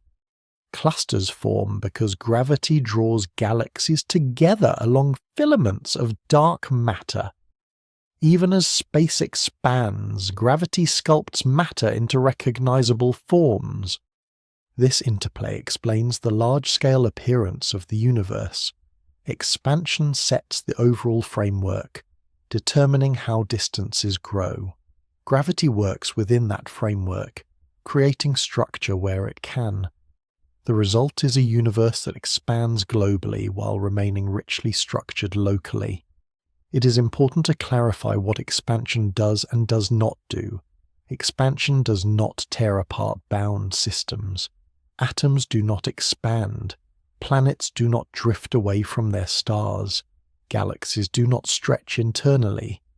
Expansion affects space between distant, unbound systems, not the forces holding objects together. Gravity therefore remains the dominant influence wherever matter is sufficiently concentrated. Expansion becomes relevant only when gravitational attraction is weak by comparison. This distinction allows both processes to coexist without contradiction. From a relativistic perspective, gravity and expansion are both aspects of spacetime behavior. Gravity curves spacetime locally around mass and energy. Expansion describes how spacetime evolves globally. They're not separate mechanisms fighting each other. They're different expressions of the same underlying structure. This unified view helps resolve apparent tension between attraction and expansion. The universe does not choose between gravity and expansion.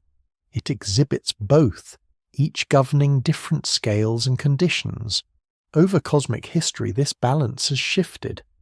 In the early universe, density was high. Gravity dominated, allowing small irregularities to grow into galaxies and clusters.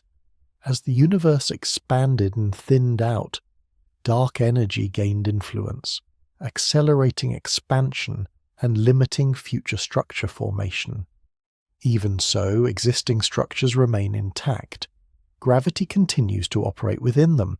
Stars still orbit galactic centers. Galaxies still interact within clusters.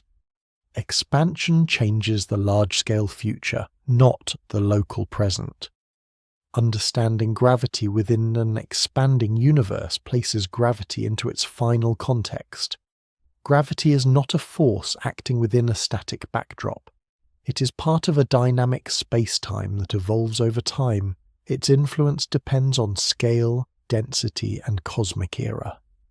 This perspective also explains why gravity alone cannot determine the universe's fate. Gravity pulls inward. Dark energy pushes outward. The balance between them shapes cosmic evolution. Current observations indicate that expansion will continue to accelerate, gradually isolating gravitationally bound systems from one another. Yet even in such a future, gravity remains relevant. Within galaxies and clusters, motion continues. Time passes. Structures evolve. Expansion may separate regions, but it does not erase gravity's role within them. The expanding universe therefore does not diminish gravity's importance. It highlights it. Gravity is what gives structure meaning against a changing backdrop. It determines where matter gathers, how long systems persist, and how the universe organizes itself amid expansion. By integrating gravity into cosmic expansion, a more complete picture emerges. The universe is not simply flying apart, nor is it collapsing inward. It is doing both at once, depending on scale. Expansion sets the stage. Gravity writes the details. In this view, gravity is not overwhelmed by expansion. It is contextualized by it. Together, they describe a universe that evolves, stretches, and organizes itself according to deep and consistent principles.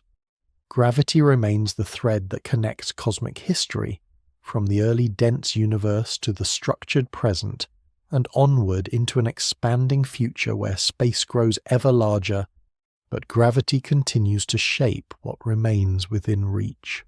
At the largest scales, gravity reveals a universe that is neither random nor evenly spread. Matter is arranged in an intricate pattern of filaments, clusters, and vast empty regions that together form what is known as large-scale structure.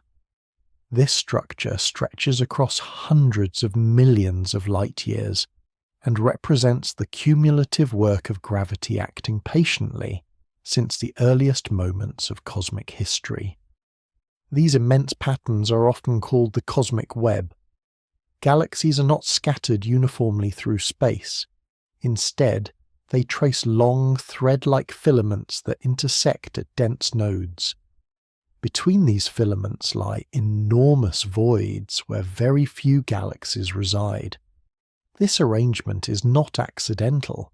It is the natural outcome of gravity amplifying tiny differences present in the early universe.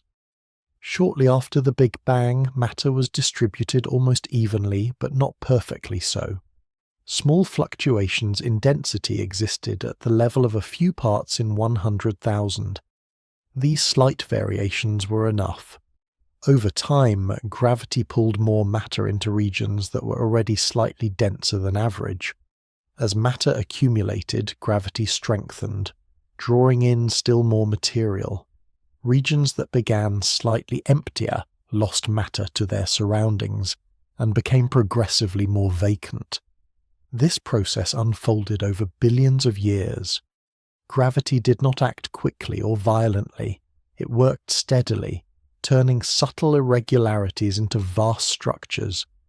filaments grew longer and thicker, clusters formed where filaments crossed, voids expanded as matter drained away. The universe gradually developed a visible architecture shaped almost entirely by gravity. Cosmic filaments themselves are enormous. They can span hundreds of millions of light years and contain countless galaxies along their lengths. These filaments act as gravitational highways, guiding matter toward denser regions. Gas flows along them. Galaxies migrate slowly toward nodes where clusters reside. Gravity provides direction without urgency. At the intersections of filaments, gravity is strongest. These regions host galaxy clusters, the most massive gravitationally bound structures in the universe. Their growth is fed continuously by matter streaming in along filaments. Over time, clusters grow larger, drawing in galaxies and gas from their surroundings. Large-scale structure did not emerge by chance. It follows directly from the way gravity behaves in an expanding universe filled with matter and dark matter. Dark matter, in particular, plays a crucial role. Because it does not interact with light or radiation, dark matter began clumping earlier than ordinary matter. Its gravitational pull created the initial scaffolding on which visible structure later formed. As ordinary matter cooled and slowed, it fell into the gravitational wells created by dark matter. Gas accumulated, stars formed, galaxies emerged. The visible universe traces the deeper invisible framework laid down by gravity acting on dark matter. What is seen through telescopes represents only the illuminated edges of a much larger structure. This picture is supported by detailed simulations of structure formation. Using supercomputers, scientists model the evolution of the universe from early density fluctuations to the present day. These simulations incorporate known physics, including gravity, cosmic expansion, and the properties of dark matter. When run forward in time, they produce filamentary networks that closely resemble the observed universe. Projects such as the Millennium Simulation and later large-scale cosmological models demonstrate how gravity alone, given the right initial conditions, can generate the cosmic web. The agreement between simulation and observation is striking. Filaments, clusters, and voids emerge naturally, without requiring additional organizing forces. These simulations also reveal the timescales involved. Large-scale structure forms slowly. Individual galaxies evolve over billions of years. Filaments persist even longer. Gravity works across immense spans of time, shaping the universe gradually rather than abruptly. Nothing at this scale happens quickly. What is especially notable is that gravity produces order without design. There is no blueprint guiding matter into filaments. The structure emerges because gravity amplifies small differences repeatedly and consistently. The result is a universe that is structured but not rigid, patterned but not symmetrical. Even at the larger scales, gravity does not act alone. Cosmic expansion continues in the background, stretching space as gravity pulls matter together locally. The balance between these effects determines how structures grow and when they stop growing. In the distant future, accelerated expansion may slow the formation of new, large-scale structures, but existing ones will remain. Large-scale gravity also influences how information travels. Light from distant galaxies follows paths shaped by the gravitational landscape it crosses. Filaments and clusters bend spacetime, subtly altering the trajectories of photons. This gravitational lensing provides another way to map the universe's structure and confirm the presence of mass where little light is seen. From this vantage point, gravity becomes an architect rather than a force. It designs no shapes deliberately. yet it produces a universe with clear organization. It links the smallest early fluctuations to the grandest visible patterns. It connects the universe's origin to its present form through continuous influence. The scale involved is difficult to grasp. The distance between major structures is measured in hundreds of millions of light-years. The timescales span most of cosmic history. Gravity operates so slowly and over such vast distances that its effects are invisible on human timescales, yet undeniable when viewed across the full age of the universe. This perspective completes the outward expansion of scale. Gravity began as a familiar pull underfoot.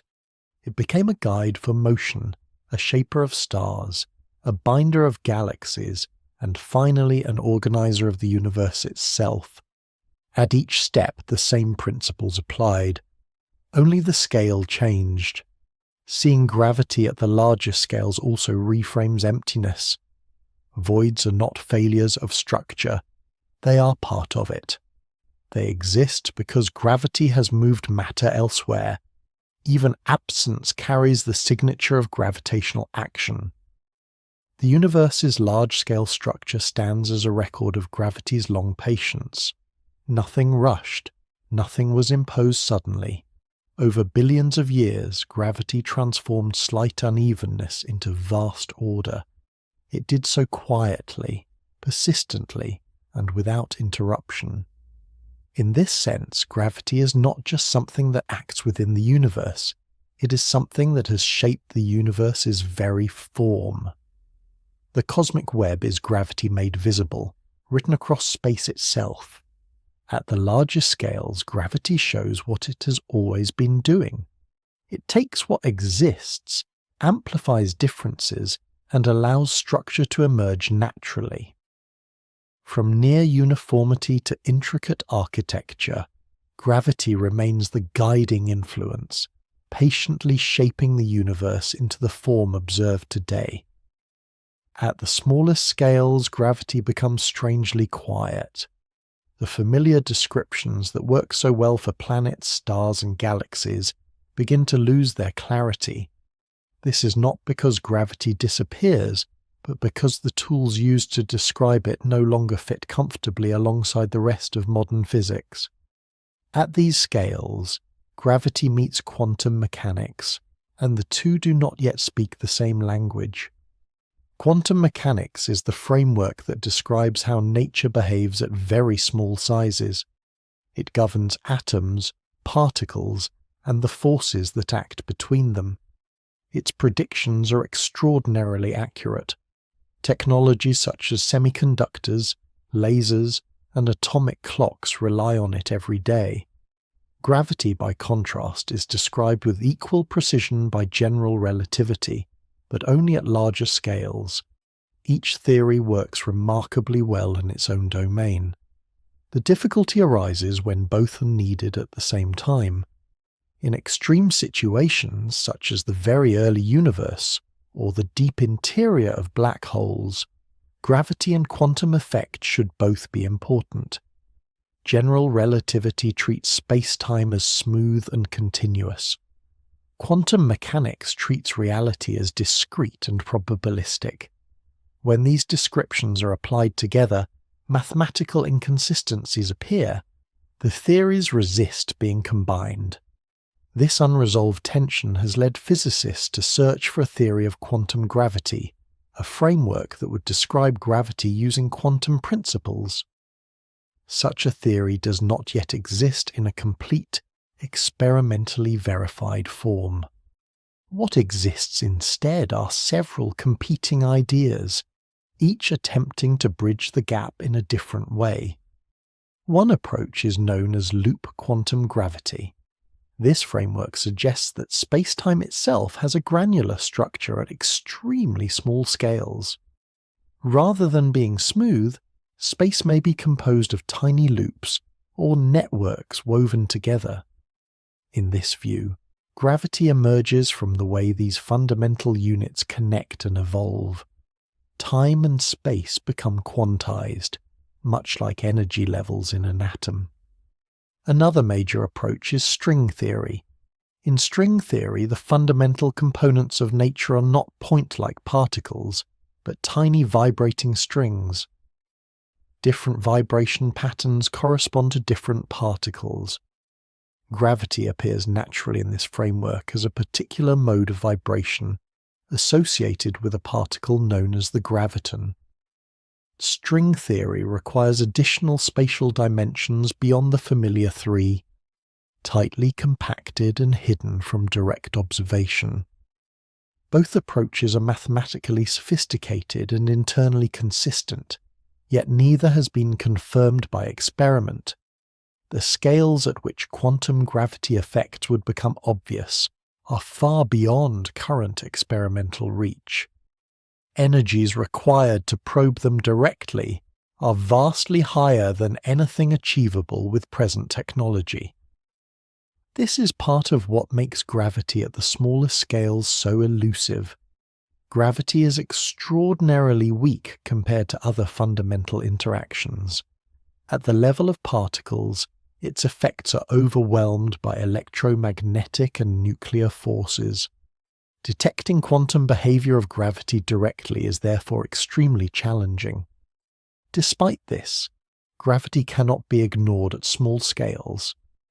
Questions about the origin of spacetime, the nature of singularities, and the earliest moments after the Big Bang all require an understanding of gravity under quantum conditions. Without such a theory, these questions remain partially unanswered. It is important to be clear about what is known and what is not. There is no experimental evidence yet that confirms how gravity behaves at the smallest possible scales. There is no agreement on whether spacetime is continuous or discrete at that level. There is no confirmed particle that carries gravitational interaction in the way photons carry electromagnetic interaction. What is known is that current theories are incomplete in this regime. General relativity predicts singularities where curvature becomes infinite, such as at the center of black holes.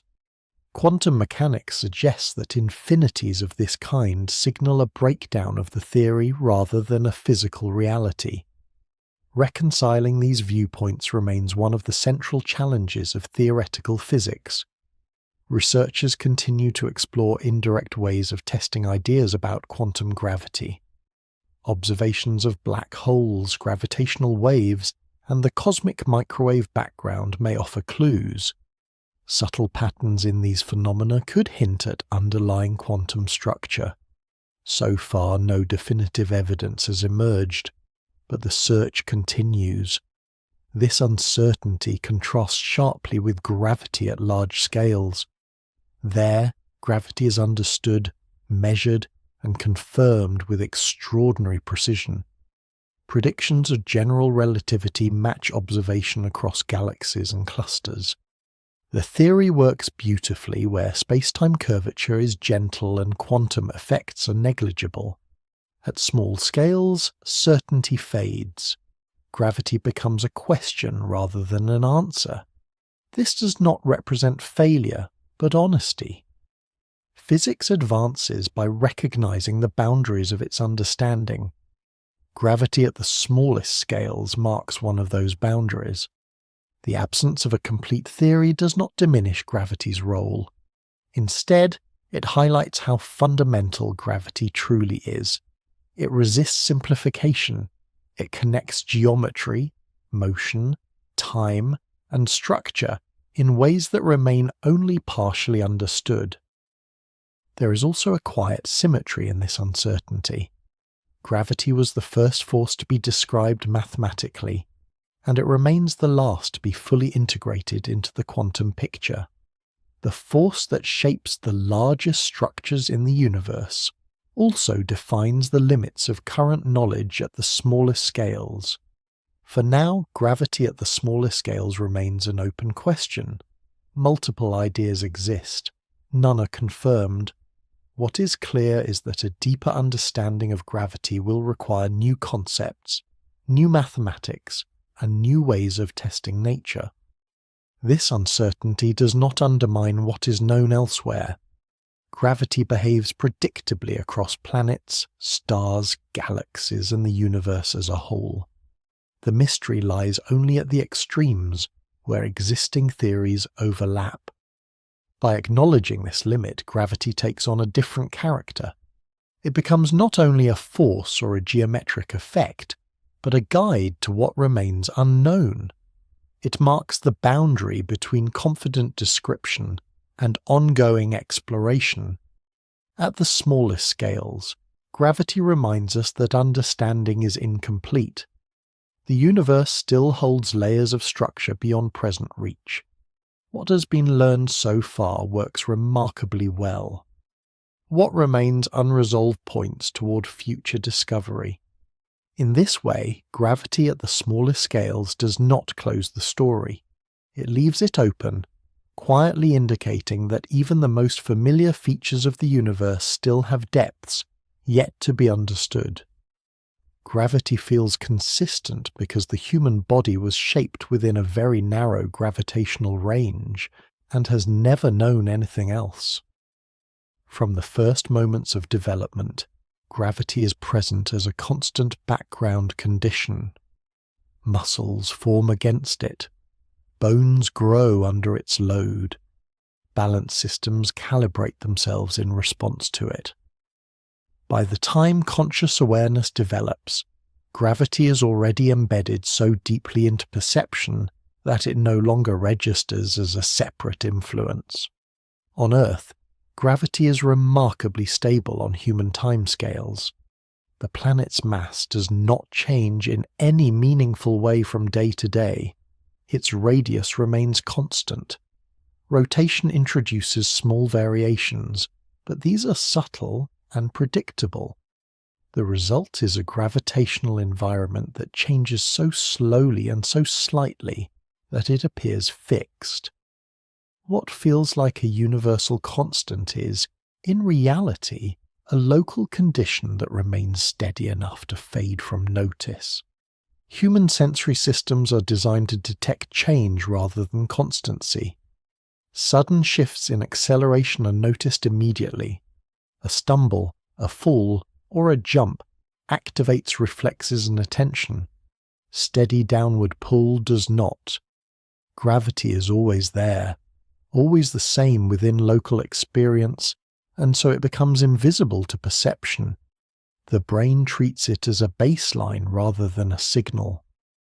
Evolution reinforces this effect. Over millions of years, organisms that developed on Earth adapted specifically to Earth's gravity. Body plans reflect this adaptation. Limbs are proportioned to support weight efficiently. Circulatory systems are designed to move blood upward against gravity. Skeletal structures resist compression caused by constant load. Even cellular processes respond to mechanical stress shaped by gravity. Because every generation experienced nearly identical gravitational conditions, there was no selective pressure to detect subtle variations. Noticing a tiny change in gravitational strength offers no survival advantage when those changes are smaller than other environmental fluctuations. As a result, perception evolved to ignore gravity's fine details and respond only to large deviations. This explains why small variations in gravity across Earth go unnoticed. Gravity is slightly weaker at the equator than at the poles. It is marginally weaker at higher altitude than at sea level. These differences are real and measurable, but they are far below the threshold of conscious sensation. The body adjusts automatically without awareness. The vestibular system in the inner ear plays a key role here. It senses acceleration and orientation, helping maintain balance. It does not measure gravity directly. Instead, it detects changes in motion relative to gravity. When standing still, the system receives no new information. Gravity is present, but it provides no changing input to register. The same is true for muscles and joints. They respond to force and load, but once those forces remain constant, feedback stabilizes. The sensation of weight becomes the default condition rather than a stimulus. Only when weight changes abruptly, such as lifting an object or entering free fall, does gravity become noticeable. This creates the impression that gravity is absolute and unchanging. In practice, it is simply stable within the narrow window of lived experience. Outside that window, gravity varies widely. On the Moon, astronauts immediately noticed reduced gravity because it lay far outside Earth's familiar range. On Earth, the differences are too small to trigger the same response. Cognitive expectations also play a role. The brain builds predictive models of the world. Objects are expected to fall. Movement is expected to require effort. Balance is expected to behave in familiar ways. When these expectations are met, attention is minimal. When they are violated, awareness increases. Gravity on Earth rarely violates expectation. This consistency creates trust. Gravity becomes something that can be relied upon without thought. Chairs support weight. Floors remain beneath the feet. Objects behave predictably. This reliability allows attention to shift elsewhere, towards social interaction, problem solving, and environmental awareness. The result is a paradox. Gravity is one of the most influential forces in daily life, yet it is rarely considered. It shapes posture, movement, and health, but remains conceptually distant. It is experienced constantly but noticed almost never. Modern technology occasionally reveals gravity's subtlety. Precision instruments can measure changes caused by underground structures, tides, or passing celestial bodies. Atomic clocks reveal gravitational time dilation across small height differences. These measurements show that gravity is not perfectly uniform even locally. The body simply does not register those variations. Long-term exposure to altered gravity highlights how deeply adaptation runs. Astronauts returning from extended missions experience muscle loss, bone density reduction, and balance disturbances. These effects occur because the body adjusts to a different gravitational environment and then must readapt upon return. What felt constant was, in fact, a specific condition the body depended on. This underscores an important point. Gravity feels consistent not because it is universal, but because it is familiar. It is the condition under which perception evolved. Change reveals it. Stability hides it. Returning to Earth after exploring gravity across scales brings the experience full circle. After considering gravity inside stars, around black holes, across galaxies, and through the expanding universe, the everyday downward pull gains new context. It is no longer the default gravity of the universe. It is Earth's gravity. This does not make it less real or less important. It makes it specific. It belongs to this planet, at this mass, at this distance from its center. Life adapted to it because it was present, not because it was inevitable. Understanding why gravity feels consistent helps reconcile the familiar with the vast. The quiet steadiness underfoot is one expression of a broader phenomenon that behaves very differently elsewhere. What feels fixed is actually local.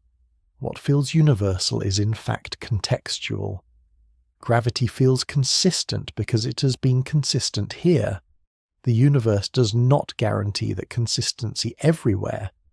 Earth simply provides a narrow, stable gravitational environment that perception learned to treat as normal. Recognizing this does not disrupt daily life. Objects will still fall.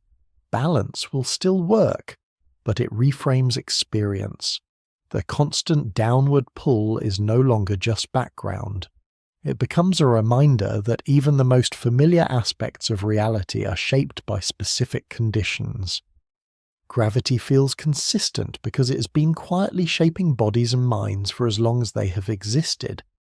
Its steadiness is not a law of perception, but a consequence of long exposure. What feels natural is not universal. It is local, learned, and deeply ingrained. By closing the loop back to human experience, gravity becomes both ordinary and remarkable. It is the same interaction that bends space-time and binds galaxies, expressed here as a gentle, reliable pull. Familiar not because it is simple, but because it has always been there. Gravity appears to be a single, universal feature of the universe, and in a fundamental sense, it is. The same underlying interaction governs falling objects on Earth, the motion of planets, the structure of galaxies, and the evolution of the universe itself. Yet the way gravity is experienced, measured, and expressed depends strongly on where it is encountered. Gravity is universal in principle, but local in practice. Across every scale examined so far, gravity follows consistent rules. Mass and energy curve spacetime. Curved spacetime guides motion. This framework applies everywhere, from the surface of a small moon to the edge of a galaxy cluster. What changes is not the law, but the context. The amount of mass involved, how it is distributed, and the distances between objects all shape how gravity manifests. On Earth, gravity feels steady and familiar because the local conditions are stable. Earth's mass, radius, and internal structure produce a gravitational field that varies only slightly across the planet's surface. Human perception evolves within this narrow range, reinforcing the sense that gravity is fixed and uniform. In reality, even here, gravity changes subtly with altitude, latitude, and underlying geology. The changes are real, but small enough to go unnoticed without precise instruments. Move outward, and the variation becomes easier to see. On the Moon, gravity weakens noticeably. On Mars, it changes again. Around gas giants, it strengthens. These differences do not signal different kinds of gravity. They reflect the same interaction responding to different masses and sizes. The rule remains the same. The outcome shifts with circumstance. Inside stars, gravity operates not just at a surface, but throughout a volume of hot plasma. There it balances nuclear fusion, regulating stability and lifespan. In small bodies such as asteroids, gravity becomes so weak that structure is loose and fragile. Material barely holds together. These environments feel radically different, yet they arise from the same principles applied at different scales. As distance increases further, gravity no longer announces itself through weight or falling, but through motion over time. Orbits become the dominant expression. Stars circle galactic centers. Galaxies drift within clusters. Matter flows along filaments spanning hundreds of millions of light years.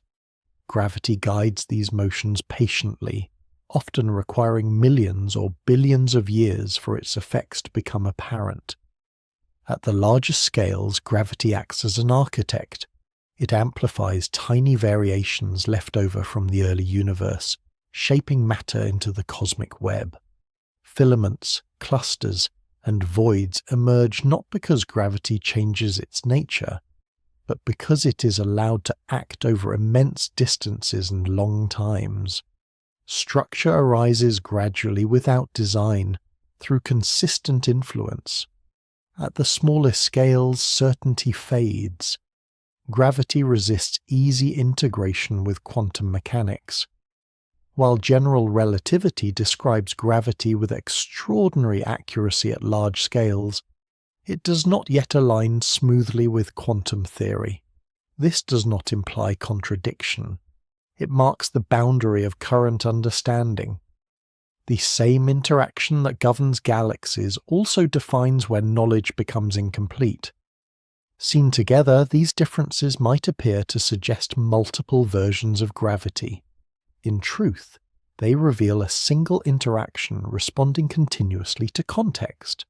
Gravity does not switch modes. It does not become something else near a black hole or fade into irrelevance in empty space. It expresses itself according to mass, distance, density, and scale. This continuity matters. It means that extreme environments do not invalidate familiar ones. The gravity near a neutron star does not contradict the gravity felt on Earth. It extends it. The quiet pull underfoot and the intense curvature near a black hole are connected by the same framework. One feels ordinary because it is local. The other feels extreme because it is distant in scale, not in principle. Understanding gravity as a local experience helps reconcile familiarity with strangeness. Earth's gravity is not the standard by which all gravity must be judged. It is one outcome among many. It feels central only because it is experienced constantly. In a universe filled with varied gravitational environments, no single location defines what gravity should feel like. This perspective also clarifies why gravity can appear both simple and profound. At human scales, gravity can be summarized easily. Objects fall, weight exists, motion requires effort. At cosmic scales, gravity shapes space-time, bends light, slows time, and reveals unseen matter. The simplicity of local experience does not capture the full depth of the interaction, but it does not misrepresent it either. Gravity's consistency lies in its rules, not its outcomes. The rules apply everywhere. The outcomes differ because the universe is not uniform. Mass is unevenly distributed. Distances vary. Structures form and dissolve. Gravity responds faithfully to what exists. This view avoids contradiction by embracing context. Gravity is not gentle in some places and violent in others because it changes its nature. It is gentle where mass is spread out and distances are large. It is intense where mass is concentrated. It is subtle where change is slow. It is dramatic where curvature becomes extreme. The same principle explains why gravity can be almost unnoticeable in daily life and yet dominate cosmic evolution. Local stability hides variation. Vast scale reveals it. Neither perspective is wrong. Each reflects a different slice of the same reality. By following gravity across environments, a coherent picture emerges. Gravity binds matter without rigidity. It guides motion without intention. It shapes structure without design. It does so continuously, from the smallest accessible scales to the largest observable ones. This continuity also lends gravity a quiet reliability. Even where understanding remains incomplete, gravity behaves consistently with what is already known. Uncertainty lies not in gravity's capriciousness, but in the limits of current theory. What is understood fits together smoothly across scales. Returning to the idea of gravity as a local experience places emphasis back on perspective. Every observer experiences gravity from somewhere. That experience reflects local conditions rather than universal norms. Earth's gravity feels ordinary because it is the condition under which perception developed. Elsewhere, gravity would feel different, but no less valid. Recognizing this does not diminish the everyday experience of gravity, it enriches it. The downward pull becomes one expression of a broader phenomenon that operates everywhere, shaping the universe in ways both subtle and immense. Gravity does not contradict itself as scale changes. It reveals more of itself. Each environment adds context rather than conflict. From gentle pressure beneath the feet to the slow motion of galaxies, gravity remains the same interaction, continuously expressed. Seen this way, gravity is not a single sensation or a single equation. It is a relationship between mass, space, time, and motion, that adapts naturally to circumstance. Local experiences fit within a universal framework. The familiar belongs comfortably alongside the vast. This understanding prepares the ground for reflection rather than resolution. Gravity does not demand a final summary. It invites perspective. It connects the immediate and the cosmic without forcing them to feel the same. In a universe filled with variation, gravity provides continuity. It operates everywhere, but always locally. It feels stable where conditions are stable. It feels strange where conditions are extreme. Neither experience defines gravity completely. Gravity is universal in its reach, local in its expression, and continuous across every scale explored so far. What changes is not gravity itself, but where it is encountered and how much of it is felt. That realization brings the journey to a calm pause. Gravity has been traced from the ground beneath the feet to the structure of the universe and back again, not as a collection of contradictions, but as a single interaction expressed differently across a varied cosmos. What remains is not confusion, but coherence. Gravity works everywhere. It simply does not work the same way everywhere. Gravity is often treated as something already known. It is taught early, experienced constantly, and relied upon without thought. Objects fall. Weight exists. Motion requires effort. These facts feel settled, almost complete, and in many important ways they are. Gravity is one of the best tested and most reliable features of the physical universe. At the scales most familiar to daily life, gravity behaves predictably. It holds bodies to the ground, keeps oceans in place, and governs the motion of the moon around Earth. Classical descriptions explain these behaviors with remarkable accuracy. Modern physics deepens that picture, showing gravity as the curvature of spacetime shaped by mass and energy. Together, these descriptions allow precise prediction across an enormous range of conditions. At larger scales, understanding remains strong. Gravity explains how planets orbit stars, how stars move within galaxies, and how galaxies assemble into clusters and filaments. Observations confirm these models again and again. Measurements of stellar motion, gravitational lensing, and cosmic structure all align with the same underlying framework. Gravity, as described by general relativity, continues to perform exactly as expected across the observable universe. Even where gravity reveals things that cannot be seen directly, such as dark matter, the logic remains consistent. Motion responds to mass. When motion cannot be explained by visible matter alone, additional mass is inferred. Gravity does not change its behavior. It exposes what is missing. In this way, gravity acts as both a force and a diagnostic, revealing the universe's hidden structure through careful observation. At the larger scales, gravity integrates naturally with cosmic expansion. It shapes structure where matter is dense and yields to expansion where matter is sparse. This balance explains why the universe can grow larger while remaining richly organized.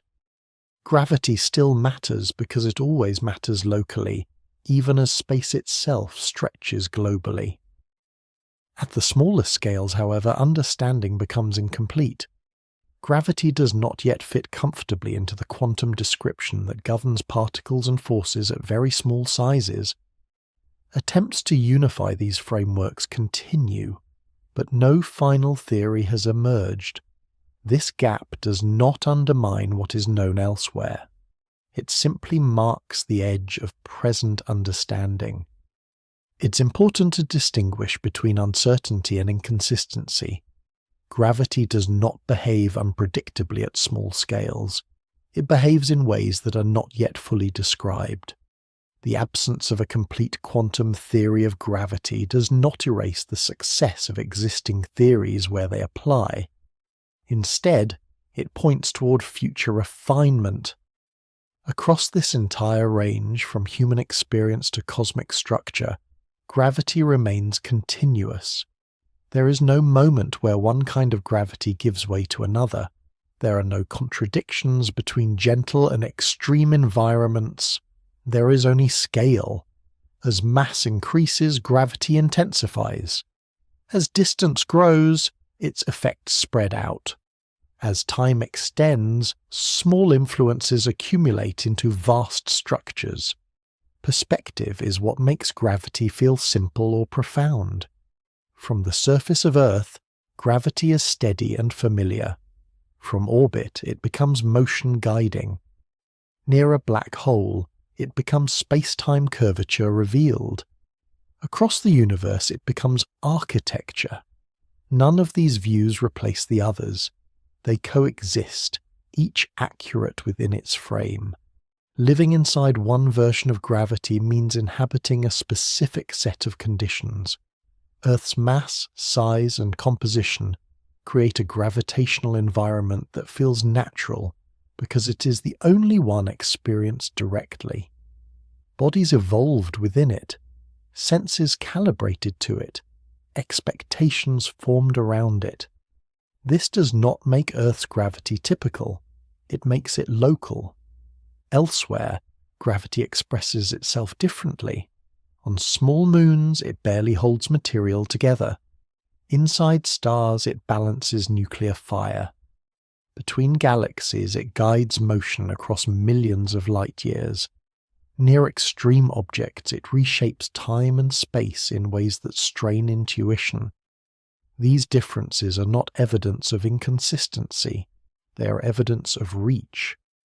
Understanding gravity through perspective reduces the need for final answers. Gravity does not resolve into a single sensation or description. It unfolds across context. What matters is not whether gravity is fully explained in every regime, but whether the explanations that exist align with observation and with each other. So far they do. There's a quiet reassurance in this. Gravity does not surprise without reason. When new phenomena appear, they emerge where conditions change, not where rules fail. The universe remains intelligible even where it remains incomplete. This perspective also allows calm acceptance of uncertainty. Some questions remain open. How gravity behaves at the smallest possible scales is not yet known. What happens at the deepest interiors of black holes remains beyond direct observation. These are not gaps to fear. They are boundaries marking where exploration continues. For everyday life, gravity remains exactly what it has always been. The ground supports weight. Movement feels familiar. Nothing learned about gravity elsewhere changes that experience. Instead, it places it within a larger context. The pull underfoot becomes one expression of a phenomenon that operates everywhere. That realization does not diminish the ordinary, it enriches it. The act of standing still becomes participation in a cosmic interaction. The sense of balance becomes alignment with space-time. The reliability of gravity becomes evidence of deep consistency rather than simplicity. Living inside one version of gravity means living inside one set of answers and one set of unknowns. It means experiencing gravity locally while understanding it globally. It means accepting that familiarity does not equal universality. From this perspective, gravity does not demand attention. It does not ask to be solved completely before it can be trusted. It simply operates, shaping motion, structure, and time wherever mass exists. The universe does not offer a single viewpoint from which gravity can be fully grasped. It offers many. Each adds clarity without cancelling the others. Together they form a picture that is coherent, expansive, and still open. What remains is not a final explanation, but orientation. Gravity places everything somewhere. It connects objects without contact, structures without design, and moments without pause. It provides a framework within which change unfolds calmly and predictably. Here, within Earth's steady pull, gravity feels quiet and dependable. Elsewhere, it feels different. That difference does not fragment understanding, it completes it. Gravity works everywhere. It simply does not feel the same everywhere, and living inside one version of it is enough to remain grounded, connected, and at ease within a universe shaped by the same influence from edge to edge.